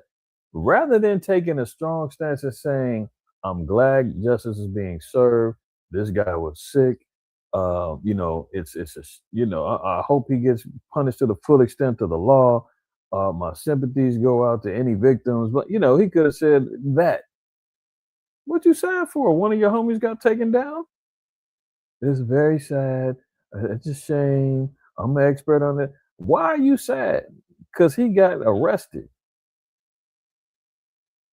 That means you have a sympathetic ear. You're in an emotional downturn because something happened to somebody you feel as though it was undeserving. What are you sad about, man? That lets you know how these demons run in packs, man. He's sitting back saying it's a sad thing. Very sad. When somebody passes away, you said, man, it's a sad day today, man. He got taken too soon from us. There's no outrage. There's no voice of reason as far as justice is concerned. you know, this guy's a demon, man. Good Lord. I'm gonna let it play. Into something with Jeffrey Epstein. Do you think people in this country at some point, associates of Jeffrey Epstein, will wind up in handcuffs too? Well, I'm the expert in a way because I've been totally exonerated. That's very nice. So I can actually speak about it very nicely. I think it's a shame. I think it's very sad. I think it's so bad for the royal family.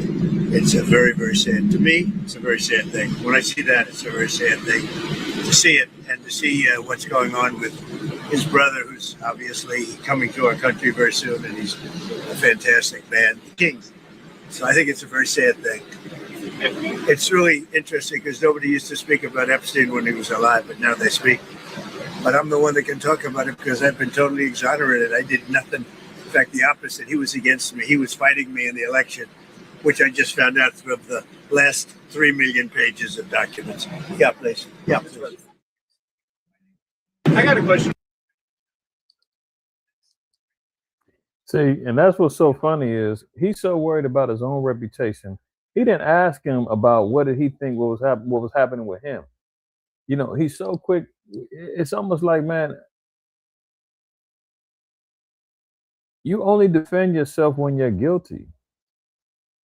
You understand what I'm saying? Like they didn't ask him anything about him. They asked him, what do you think about the Prince Andrew arrest and blah, blah, blah. Well, I can speak on it because I'm an expert and, because I've been exonerated. I didn't do anything. So I feel as though I can speak on, huh? And then double back and said it all within a minute.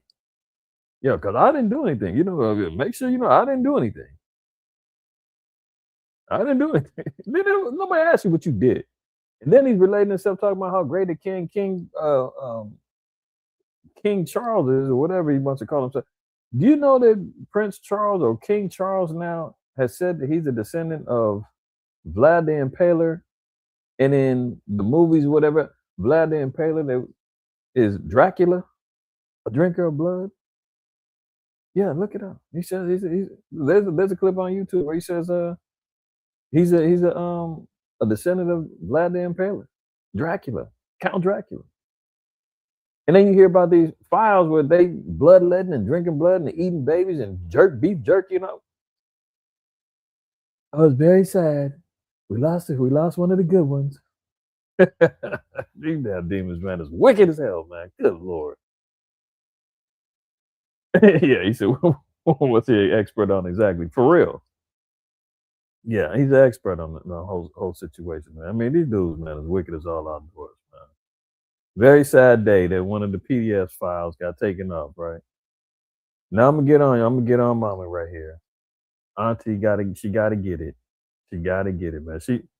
She's out here bumping her gums, talking about get off the man's back, how much she loves Agent Orange, man. Hold on. Let me let her get a little bit off. Enjoy 24-hour access at most Planet Fitness clubs. $1 down, $15 a month. Deal ends February 27th. Our people got a lot of problems. Discover your perfect combination at Pechanga Resort Casino in Temecula. Look at it. You had to pause, man. Don't get too close, nigga. Don't get too close. Don't get too close. Hold on. This is for the public. Now, DC grandmother who lost her grandson to violence defends Trump. Get off the man's back. All right. Let me let her. So nice. I like her. Please. I like him too. One thing I like about him, he keeps it real, just like grandma. Just like grandma. Keep it real. All right, hold on, man. I'm gonna set the stage because this is a shame. No. I'm gonna let her bury herself. First mistake that she made, man, sitting up here embracing this demon, talking about I like her, and then she said I like him too. And she get on this whole emotional sermon she's getting ready to get out. So nice. I like her. I like him too. One thing I like about him, he keeps it real, just like grandma. I appreciate that because I can trust him because he tells exactly how he feels and what he thinks. Thank God. Mind you, this is him, picking out selective combs to speak at his little half-ass Black History Month dedication, right? And here she is, she getting ready to go bump her guns about why she liked Trump and what he did for her. For this president, I am filled. The sisters, cover your ears if you're sensitive to this. This is why you don't give women no damn platform. This is why the Most High said a woman cannot teach. She's getting ready to go. Now that she got the mic, she finna go act the damn fool and start preaching and thinking this is my moment to shine and bumping her gums with no humility, no meekness, no nothing. And then she's gonna be speaking out of pocket, talking about she thank God for this president. You already lost by saying that. I wouldn't doubt she getting a little bread, man. Oh, my cup runneth over. Look at this president. Hold on. Appreciate that because I can trust him because he tells exactly how. She can trust him. The Bible said, never trust thy enemy. Sirach 12:10. She says she can trust him though. All right. Feeling what he think. Thank God for this president. Same president that said, I'm not going to heaven. I can't do enough to get to heaven. I'm not going to heaven. Same president just said, can't nobody stop him from doing what he wants to do except for him. You think he retains the thoughts of the Most High in his heart? Huh, Grandma? Huh? The Lord said this man is full of pride, arrogancy, deception, deceit, got by riches. I mean, the whole nine. The Lord is not dealing with him. She talking about thank God for this president.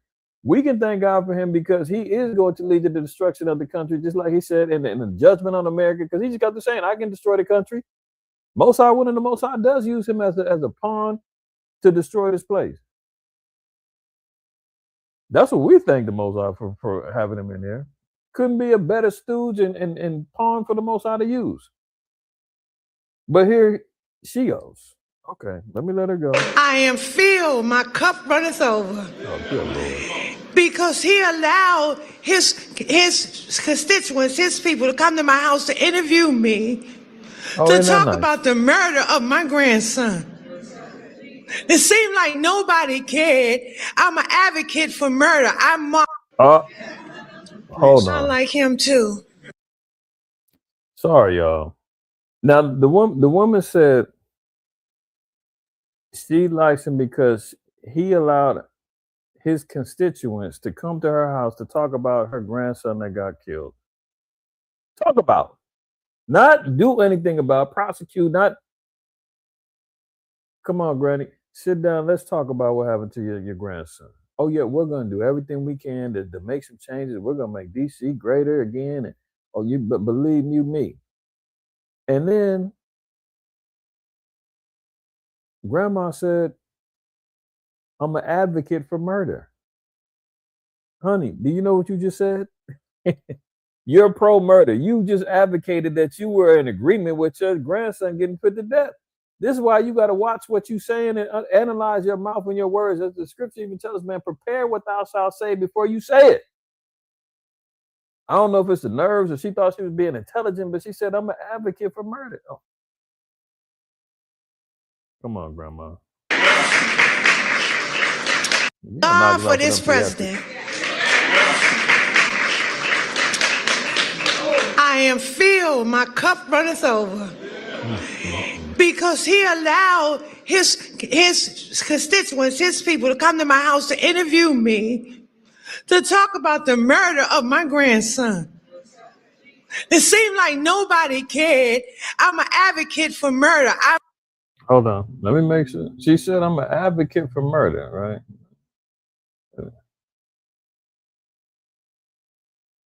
Maybe I'm wrong. She says she's an advocate for murder, to speak, plead, or argue in favor of. Oh. To support. So she's a supporter of murder. She speaks in favor of murder. Honey, Granny, did you understand what you just said? I know you stumble with constituents and his people. She had to clean that. Stop trying to go up there trying to sound intelligent and trying to act like you know what you're talking about. You're just supposed to be an emotional crutch to try to gain that. You know our people are emotional. You know our people wear our hearts on our sleeves. You know we're continually motivated by emotion and excitement. You know, you was brought up there to bring that out, and you just said I'm an advocate for murder.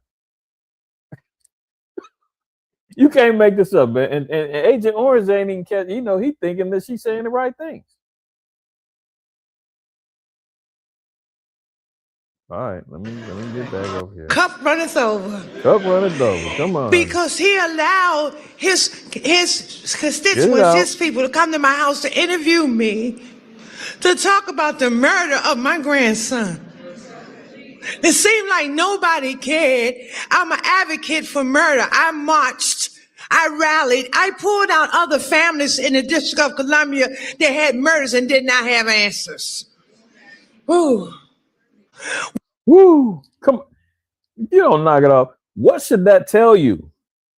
What should that tell you? You march, you drag other people into the... All right. See, she marched, she did it all, right? She advocate for murder. Good Lord. Isaiah 30, verse 1. Woe to the rebellious children. Speaking of her, my cup runneth over. Oh, good Lord. Nobody cared because I'm an advocate for murder. Come on, Granny. You got to do better, man. Who let her out the cage, man, to get up there and do all this? Maybe she got a little bread, you know, because they sat her down and said, listen, we want to talk about your grandson. Yeah, we're unfortunate, We're going to help you. We're going to get you. Hey, matter of fact, we got a Black History Month, what they call it? Obligatory, or forget it. Here I go sounding like her. Obligation to acknowledge this month we gave to y'all, right? What'd you say you come on down here and endorse the president and speak on that? How about that? We'll give you a whole platform, Granny. You want to do that? Oh, yes, sir. I so like to get up there. My cup runneth over. I so ready to go up there and talk about Mr. Trump. Isaiah 30. Woe to the rebellious children, saith Yahweh, that take counsel, but not of me, and that cover with a covering, but not of my spirit, that they may add sin to sin. Yeah, our people invest in America, man. They want to continue on in their sin and their wickedness. America encourages it, never speaks of correcting, never speaks of repentance. Just continue on in sin and unrighteousness and wickedness and idolatry and abominations, and just continue on in it. That walk to go down to Egypt and have not asked in my mouth to strengthen themselves in the strength of Pharaoh. I marched. I went out. I tried to get everybody, and nobody wanted to listen. You know why? Because you going about it the wrong way. The Lord said that no hand join in hand, the wicked shall not go unpunished. You can't go out there trying to march down. What is it in Proverbs 10, I believe? You think you going down here in some damn and I was about to say Rainbow Coalition. That's why Jesse Jackson is RIP right now. You know, that dude caused a whole lot of thorns in the side of Israel, man. A whole lot of confusion. The African-American whole situation, that was a stumbling block from the depths of hell for us. But he's out of here. But anyway, where's that scripture? Is it in 10?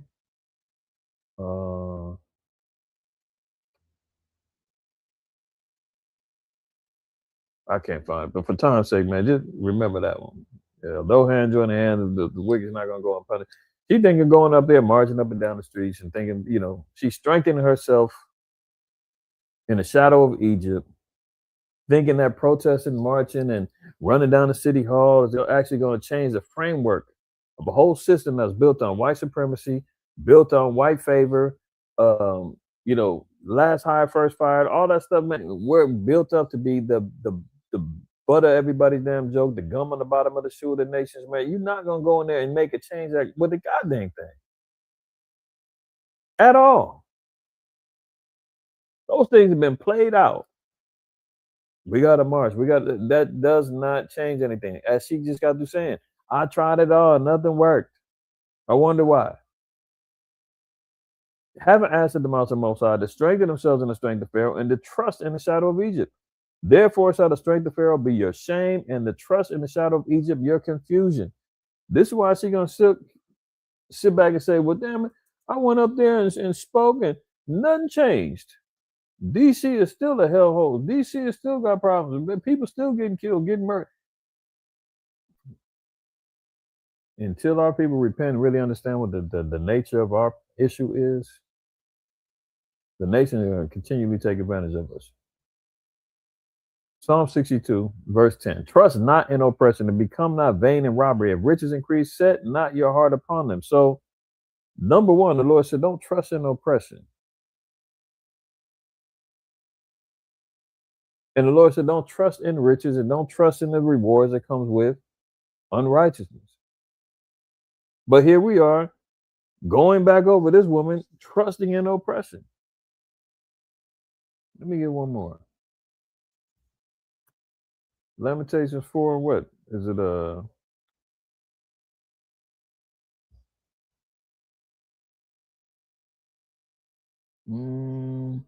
yeah, verse 17. As for us, our eyes as yet failed for our vain help. In watching, we have watched for a nation that could not save us.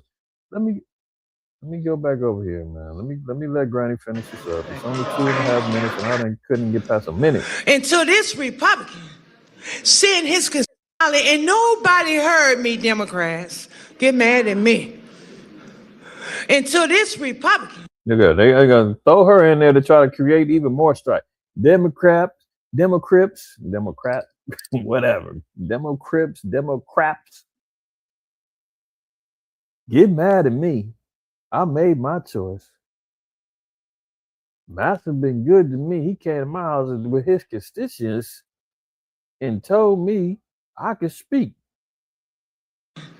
Send his constituents, his people out there to interview me in my home. Have you ever heard of a thing? Then they invited me. Yeah, Sirach 13 says, if he had needed thee, he'll use you. Yes, I've heard of that thing before. If you read in what is the 2nd Maccabees, I think it's a 6th chapter. I could be wrong on that, but the brother Elder Eleazar, they tried to coerce him to convince the people to ride with the Greeks, try to offer him to eat a clean meat, but told the people it was going to be an unclean meat to get them to commit themselves to idolatry and eating of abominations. And Eleazar said, go to hell. Even if you didn't defile me, I'm not going to be the pawn being used to defile my people. He went off and unalived himself. He said, man, I'd rather die than to go back and be the cause of my nation getting destroyed. Have you ever heard anything like that? Boss man sent constituents to my house and talked to me. What an honor that you got some goddamn white folks to come to your house and talk to you. That's supposed to be glorified now? Out of here, lady. Good Lord. Twice before Congress to testify for the beautiful bill that's going to change crime in the district. If you kill somebody, okay, you take a life, you do life. Oh, there she go. Now she preaching. No, she said they brought her twice to be a mouthpiece to back the big, beautiful bill so that they can fund ICE, so that they can fund and get the National Guard out on the streets. The big, beautiful bill didn't have nothing to do with changing the laws of the judicial system. What is she talking about? Just that simple.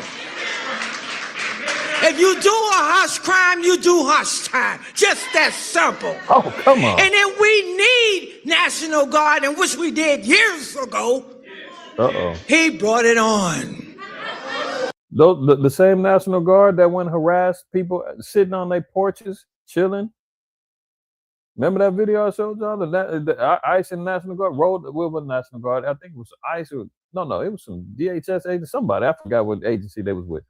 Walked up on them brothers, man, sitting on their porch talking about, hey, what you guys doing? They're like, man, we sitting on our porch, man. It's private property. What you talking about? Oh, yeah, it looked like you had some weed with you. You should man, some cigarette, whatever. Like, what are you tripping for? Oh, well, we're just going through neighborhood to neighborhood telling you, man, Trump put out the order, man. Stay, be careful because he's sending us out here to get y'all. Remember that? That's what she wanted? Harassing innocent people? I love him. I don't want to hear nothing you got to say about that racist stuff. And don't be looking at me on the news hating on me because I'm standing up for somebody. Too late, honey. Too late, Grandma. You know what was gonna come with it. That's why she already don't be talking about me because I love him and I'm boss, man. Bend over, please. Let me pucker up. Deserves to be stand up for. Get off the man's back. Let him do his job. He's doing the right thing. Back up off of him. And Grandma said it. Good Lord. You can see how hesitant he even wants to embrace this woman, man. Keeping her at an arm's distance. Is that a real hug? I mean, come on. Look at this. Stop right there, honey. Don't get too close. Okay, get on out. Beat it. You did good. Get your black ass up out the state. Unbelievable, man. Disgusting.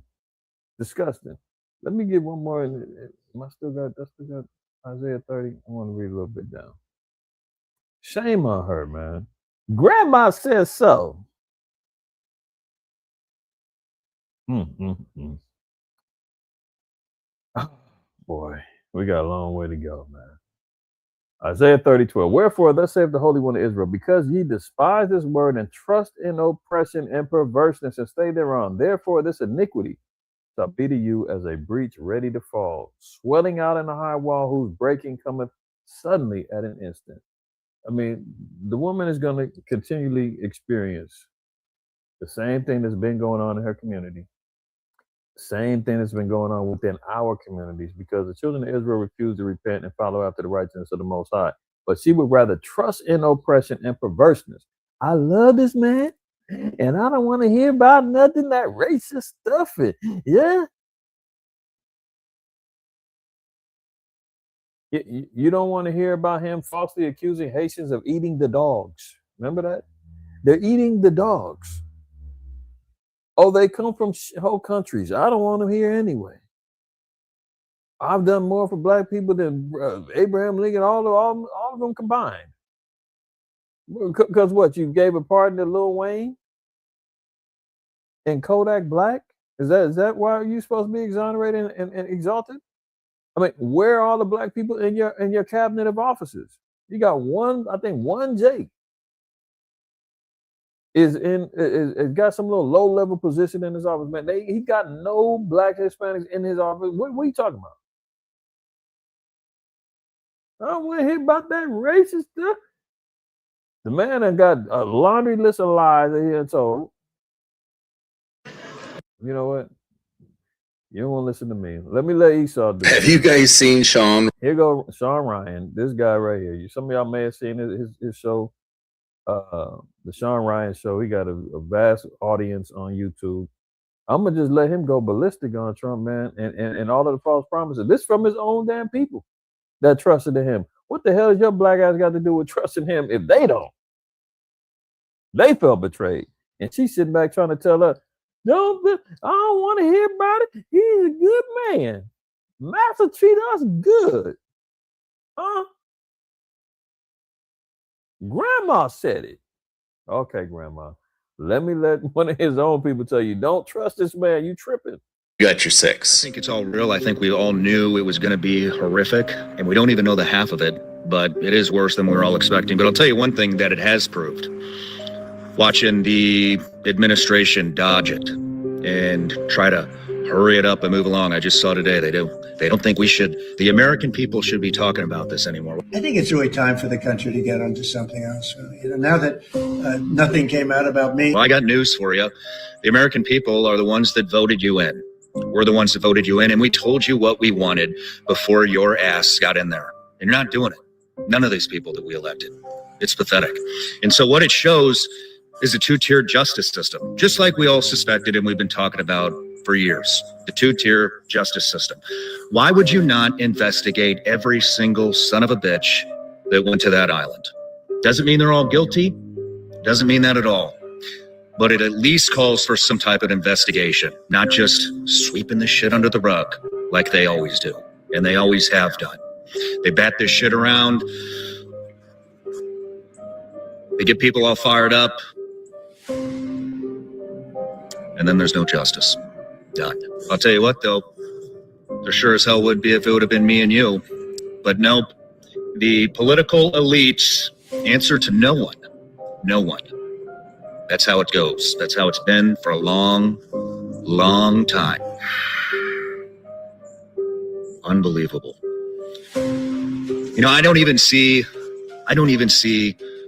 right or left, Republican, Democrat, black, white. I don't see any of that shit anymore. I see good and I see a whole lot of evil. And those are the two categories that we need to be concerned about. They are legitimately, proactively protecting. They are protected by redacting the abuser's names. The White House, listen up, everybody. The White House is protecting. You hear that? They're protecting. That's what they're doing. I've been pretty quiet about Pam Bondi in front of Congress the other day, talking about how the Dow's up to 50,000. Nobody gives a fuck. Because what you should be talking about is how you are going to investigate and prosecute any pedophiles that were running around on Epstein Island that you're affiliated with. But we didn't talk about that, did we? So, Grandma, don't listen to me. Don't listen to anybody else that came at you. Don't want to listen to you. Since you trust the white man so much, man, they're already just upset just over the files alone. But you see, he got to pause so many times, man. Y'all got to pardon the profanity, whatever. But what's real is real. They're all disappointed and dejected and all jacked up because they got duped. And now she going down this damn wormhole and rabbit hole thinking he's the savior. Yeah, I'm getting ready to throw up if I keep talking about that, man. Let me get up out of here. Have you guys? Look at it. Epstein files, get some prosecutors, plenty to investigate. They got plenty to investigate over there in the UK. They out here, putting out the watchdogs, and they looking to prosecute some more people. America ain't doing nothing. Highest profile example came Thursday when UK authorities arrested the former Prince Andrew on suspicion of his conduct. We know about that.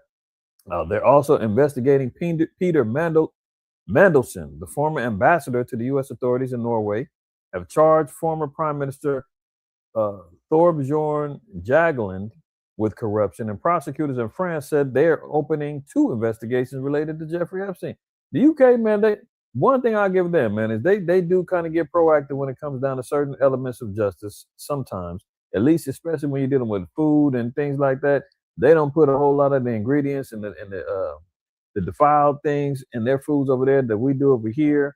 They get proactive with certain things, man. But they're saying, hey, we're opening investigations. What are they doing in the U.S.? Covering up, and Agent Orange saying, I'm exonerated. I didn't do anything. We can close the books. And you just seen Esau, Sean Ryan, and them saying, man, they're actively covering up PDF files, running wild, and letting them get loose all throughout the country and the world. Still letting them do what they want to do. Just because the island is shut down and Lolita Express is shut down, that don't mean that the trafficking of kids and girls is not going on. We see that's still going on. Big time PDF file rings is getting shut down or getting caught or getting exposed. It's still happening, man. Little girls is disappearing everywhere from Ohio to Canada to the reservations. All of these missing kids that got separated from their families crossing the border, where are they at now? Joe Biden stopped the whole DNA family matching testing before he left office, so they can't even find where the children belong. Secret flights flying out of different countries. It's still going on. And what's America do? Sweep it under the rug, man. Cover up the tracks. We got sloppy. Look at it. Even Bill Gates, man, he had to pull out. No pun intended. Pulls out a high-profile Indian AI summit as Epstein fallout accelerates. Remember, he got busted. They said he was philandering with some Russian prostitutes. Caught the clap. and had to slip his wife antibiotics before she found out what was going on. And you remember I played the video with her. She was like, it's just sad. You see, I had to leave my marriage. It was bad. I had to get up out of there. So now we can see why that marriage dissolved. She found out, man, this dude was tripping and brought some stuff home. And now he's saying, yeah, I do regret taking pictures and being around him, but I didn't do anything. What? Epstein fallout continues to spread by the day, with billionaire Les Wexner saying he was conned by Jeffrey Epstein, insisting he did nothing wrong earlier this week. Yeah, Lex Wexner, this old Edomite man, he was on there testifying, speaking about everything, talking about he got conned. And yes, he was at the beauty pageants and all that, but that was only because, his affiliations with Victoria's Secret, and it was good for the brand, but he did nothing wrong. And then his lawyer whispered in his ear, man, if you answer any more of these questions, man, I'm gonna kill you. Now they can say, oh, it was just a joke, joking in jest. Oh, okay. This is wild, man. So Gates, man, had to do some PR moves and had to back out of this AI summit in India, because now Elon looking at him like, oh, you bringing that over here? Oh, your word is not what it used to be anymore, Mr. Gates. Here's his statement. After careful consideration and to ensure the focus remains on the AI Summit's key priorities, Mr. Gates will not be delivering his keynote address. The Gates Foundation will be represented by Ankor Vora, president of Africa and India offices, who will speak later today at the summit. The Gates Foundation remains fully committed to our work in India to advance our shared health and development goals. Too much heat going on. Now, look at this. When you look at Revelation 11 and 8, it said this place is spiritual Sodom. And I made mention of this before, and I'm telling you, somebody listening to this, because as I said, man, the tech giants is being ran by the Sodomites. You've got different branches of these demons, man, that's running this place. And when the scriptures say that, let's just get it. For those who are unaware, those who are new, those who ain't familiar with or ain't read this precept in a while, or Revelation 11 and 8, and their dead bodies shall lie in the street of the great city. This great city is talking about Babylon. Revelation 14, I believe in verse 8, tells you that the great city is Babylon, aka America. Dead bodies lying in the street. We know that our people have been persecuted, destroyed, and killed in these cities. Millions of bodies have been attributed to colonization, broken peace treaties, hangings, lynchings, burnings, Jim Crow, you name it, have been committed in this place, which spiritually is called Sodom and Egypt. So it's going to be spiritually ran with the spirit of Sodom. We know about the offenses that was happening in Sodom in Genesis 19, all of the debauchery, the sodomite activity, the homosexuality. You got the alphabet community running and calling shots in various sectors, in tech, politics, you name it. Egypt representing bondage. This place spiritually holds people in captivity, spiritually, mentally, and physically. It has done so. Where also our Lord was crucified.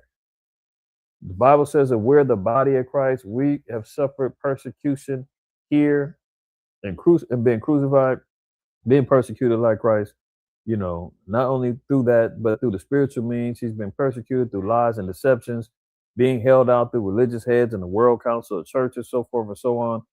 Open crucifixion, open lies, open deception has happened, let alone physically. We also, as the body of Christ, have been crucified, right? Spiritually, this place is being ran through a sodomite spirit, but also physically. Inside the gay tech mafia, gay men have long been rumored to run Silicon Valley. And look at this damn picture, man. It don't get no worse than this. So for a long time, the tech arm, when you're dealing with a technocracy, which is basically a rulership being ran and directed by technology based, this is why you see the AI, the rise of AI, Trump dedicating $500 billion towards the tech industry and AI development. Who's he giving this money and funding to? Why are they even having AI bots collecting data? Getting back to that hacking article we just read. Well, actually, it was a post.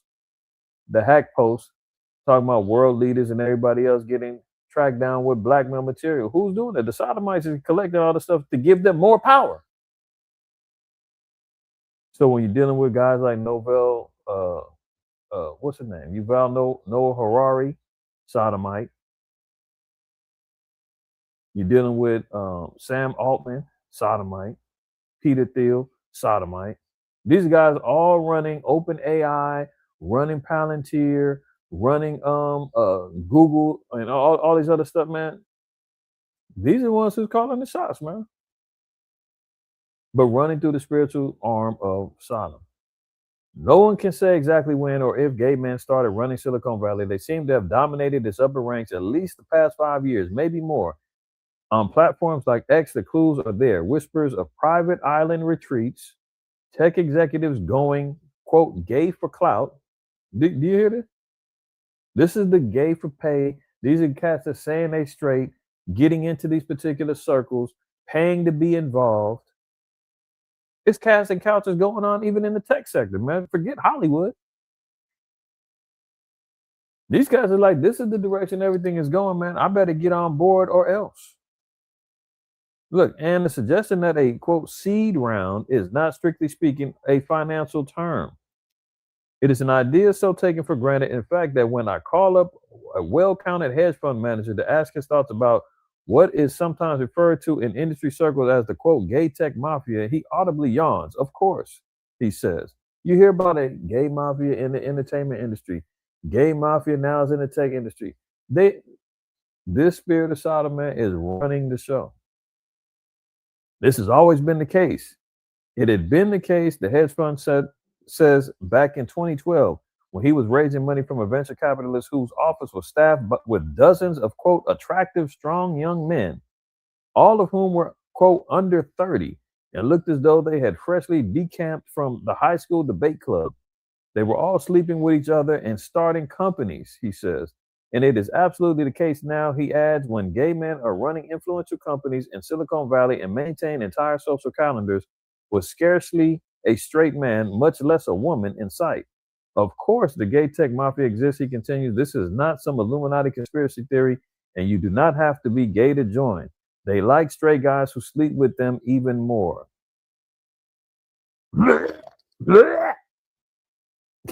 They love turning cats out, man. Gay for pay, gay for clout. They're running the tech sector, Big Brother, AI, all of that stuff, man. More evidences of the spirit of Sodom ruling this place, man. You know, this is why that you can't. Our people be having these self-sympathetic arms talking about, man, the alternative right. These guys are coming down on the trans community, and they are running every damn thing. They're not being oppressed. They rode on the backs of civil rights and the blood, sweat, and tears of the blacks, Hispanics, and Native Americans, man. Rode that in on a high wave, and then they said, we got it from here. They're in political offices. They're running companies. They're, completely running the whole sector of tech, which is the forefront of the leader, the forefront and leader of the country and the world. There you have it. And it's a mafia, meaning they got rules, regulations, guidelines, and consequences if you come against them or if you join them. Let me let this one play here. On our current trajectory, we believe we may be only a couple of years away from early versions of. And here's one of them. Here's one of them. The India AI Impact Summit 2026. This is where Bill Gates, I believe, was going to go speak to, but he had to back down because he had his own indiscretions. Sam Altman. I don't want to misquote. Maybe Sam Altman is straight.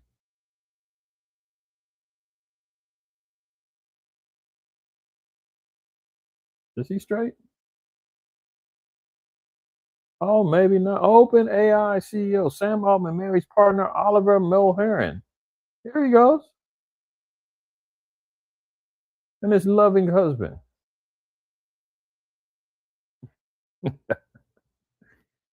Oh my goodness. Here he goes. Now let me let him play. Here's what he says. On our current trajectory, we believe we may be only a couple of years away from early versions of true superintelligence. If we are right, by the end of 2028, more of the world's intellectual capacity could reside inside of data centers than outside of them. This is an extraordinary statement to make. And of course, we could be wrong. But I think it really bears serious consideration. A superintelligence, at some point on its development curve, would be capable of doing a better job being the CEO of a major company than any executive, certainly me, or doing better research than our best scientists. So, translation, by 2028 or sooner, they are developing and are looking at transferring high-level data and intelligences to be ran by AI. I know Bayan loves to talk about, and I agree with him. One of the better movies is Eagle Eye. You know, every episode, I'm gonna give y'all a movie to watch. Eagle Eye is essentially what he's talking about. And he said by 2028, we could be wrong. That's just a quote disclaimer. That doesn't mean that they're not fast tracking, looking to centralize all intelligence going through AI. He said AI could be the CEO of a company. AI could be doing better than scientists. And these dudes are going to be the controllers. And eventually they're looking to be transhumanists to merge themselves in with AI. As science fiction as that sounds, a Star Trek basis, that's what they believe, and that's what they're looking towards doing. Romans 1:25, who changed the truth of God into a lie and worship and serve the creature more than the creator who is blessed forever. This is what ends up happening. You got controllers and people, and our people being influenced by these same individuals who now are trying to worship the creature, their creations, more than the Most High. Isaiah 14:14, I will ascend above the heights of the clouds. I will be like the Most High. This is what they are trying to develop. They are trying to be creators to allow AI to be the central hub of intelligence, the motherboard for everything. And you, me, and everybody is not included in the advancement of that information. So this is what they're trying to do. I'm gonna play one more. This guy's name is Richard. I forgot his last name, but he's a physicist, man, transhumanist. Listen to what he got to say. We are going to become gods. Period. If you don't like it, get off. You don't have to contribute. You don't have to participate. But if you're going to interfere with me becoming God, you're going to have big trouble. And we'll have warfare. The only way you can prevent me in this 50 or is to kill me. If you kill me, I'll kill you. You're really acquiring. Now that dude's already got put to death, I believe. And here goes Yuval Noah Harari, a small hat sodomite, running tech as well. He's anti-Bible, anti-God, the whole nine. And he's a transhumanist and believes he's gonna become God too. Divine powers of creation and destruction. We are really upgrading humans into gods. We are acquiring, for instance, the power to re-engineer life. That's what we're dealing with, y'all. So not only do you have an elite who thrive on abusing, terrifying, unaliving, being PDF files to children, you got another sector who are living abominable lifestyles, defiling themselves with mankind, power hungry, living through technological lenses. Then you got the atheists, you got the racists, we got a whole war ahead of us, man. But these are the key characters, man. When you seeing Sean Ryan talking about is good against evil, man, the Bible already said that. We are going to be. And he's already on the wrong side of the tracks. So before we close out, one other thing, man, there was potential terror attack that happened in Vegas, man. I don't know if he was Esau or not. More than likely he was. Cat tried to ram his car into a power station and knock out the grid in Vegas. I don't know what he what he did, but clearly he didn't think this one out well enough. Once he realized he didn't hit the damn power station, the car crashed, jacked up beforehand. He went and unalived himself. But this is how close we are. To imagine if he got through, knocked out the power station in Vegas. That would have sent shockwaves all throughout the country, man. Oh, terror attack, under attack, power grid down. Police in Vegas are investigating the ramming of a power station as possible act of terrorism. Dawson Maloney, 23, on Thursday drove his car into a substation in Boulder City, Nevada, and was found dead at the scene, police said. Maloney, who had been reported missing in Albany, New York, was found at the facility with a self-inflicted gunshot wound. He's wearing body armor, and his vehicle was packed with weapons, including shotguns and a flamethrower. Kevin McCahill, sheriff of Las Vegas Department, said on Friday his team had uncovered as part of their investigation a number of books belonging to Maloney related to extremist ideologies, including right and left-wing extremism, environmental extremism, white supremacy, and anti-government ideology. Police also found explosive materials and components. Well, yeah, I believe it was too. But there you go.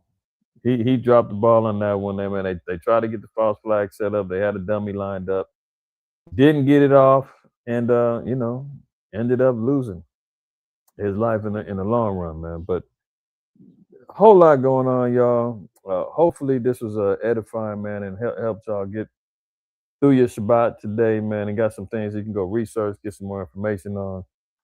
But you see what it is, man. You see where we're at. So with that being said, I'm gonna get on out of here, man. We got our closing Shabbat class coming up in a couple of hours. All praise, honor, glory to the Most High. You already know. Always remember, fear the Most High, keep the commandments. Don't shoot the messenger.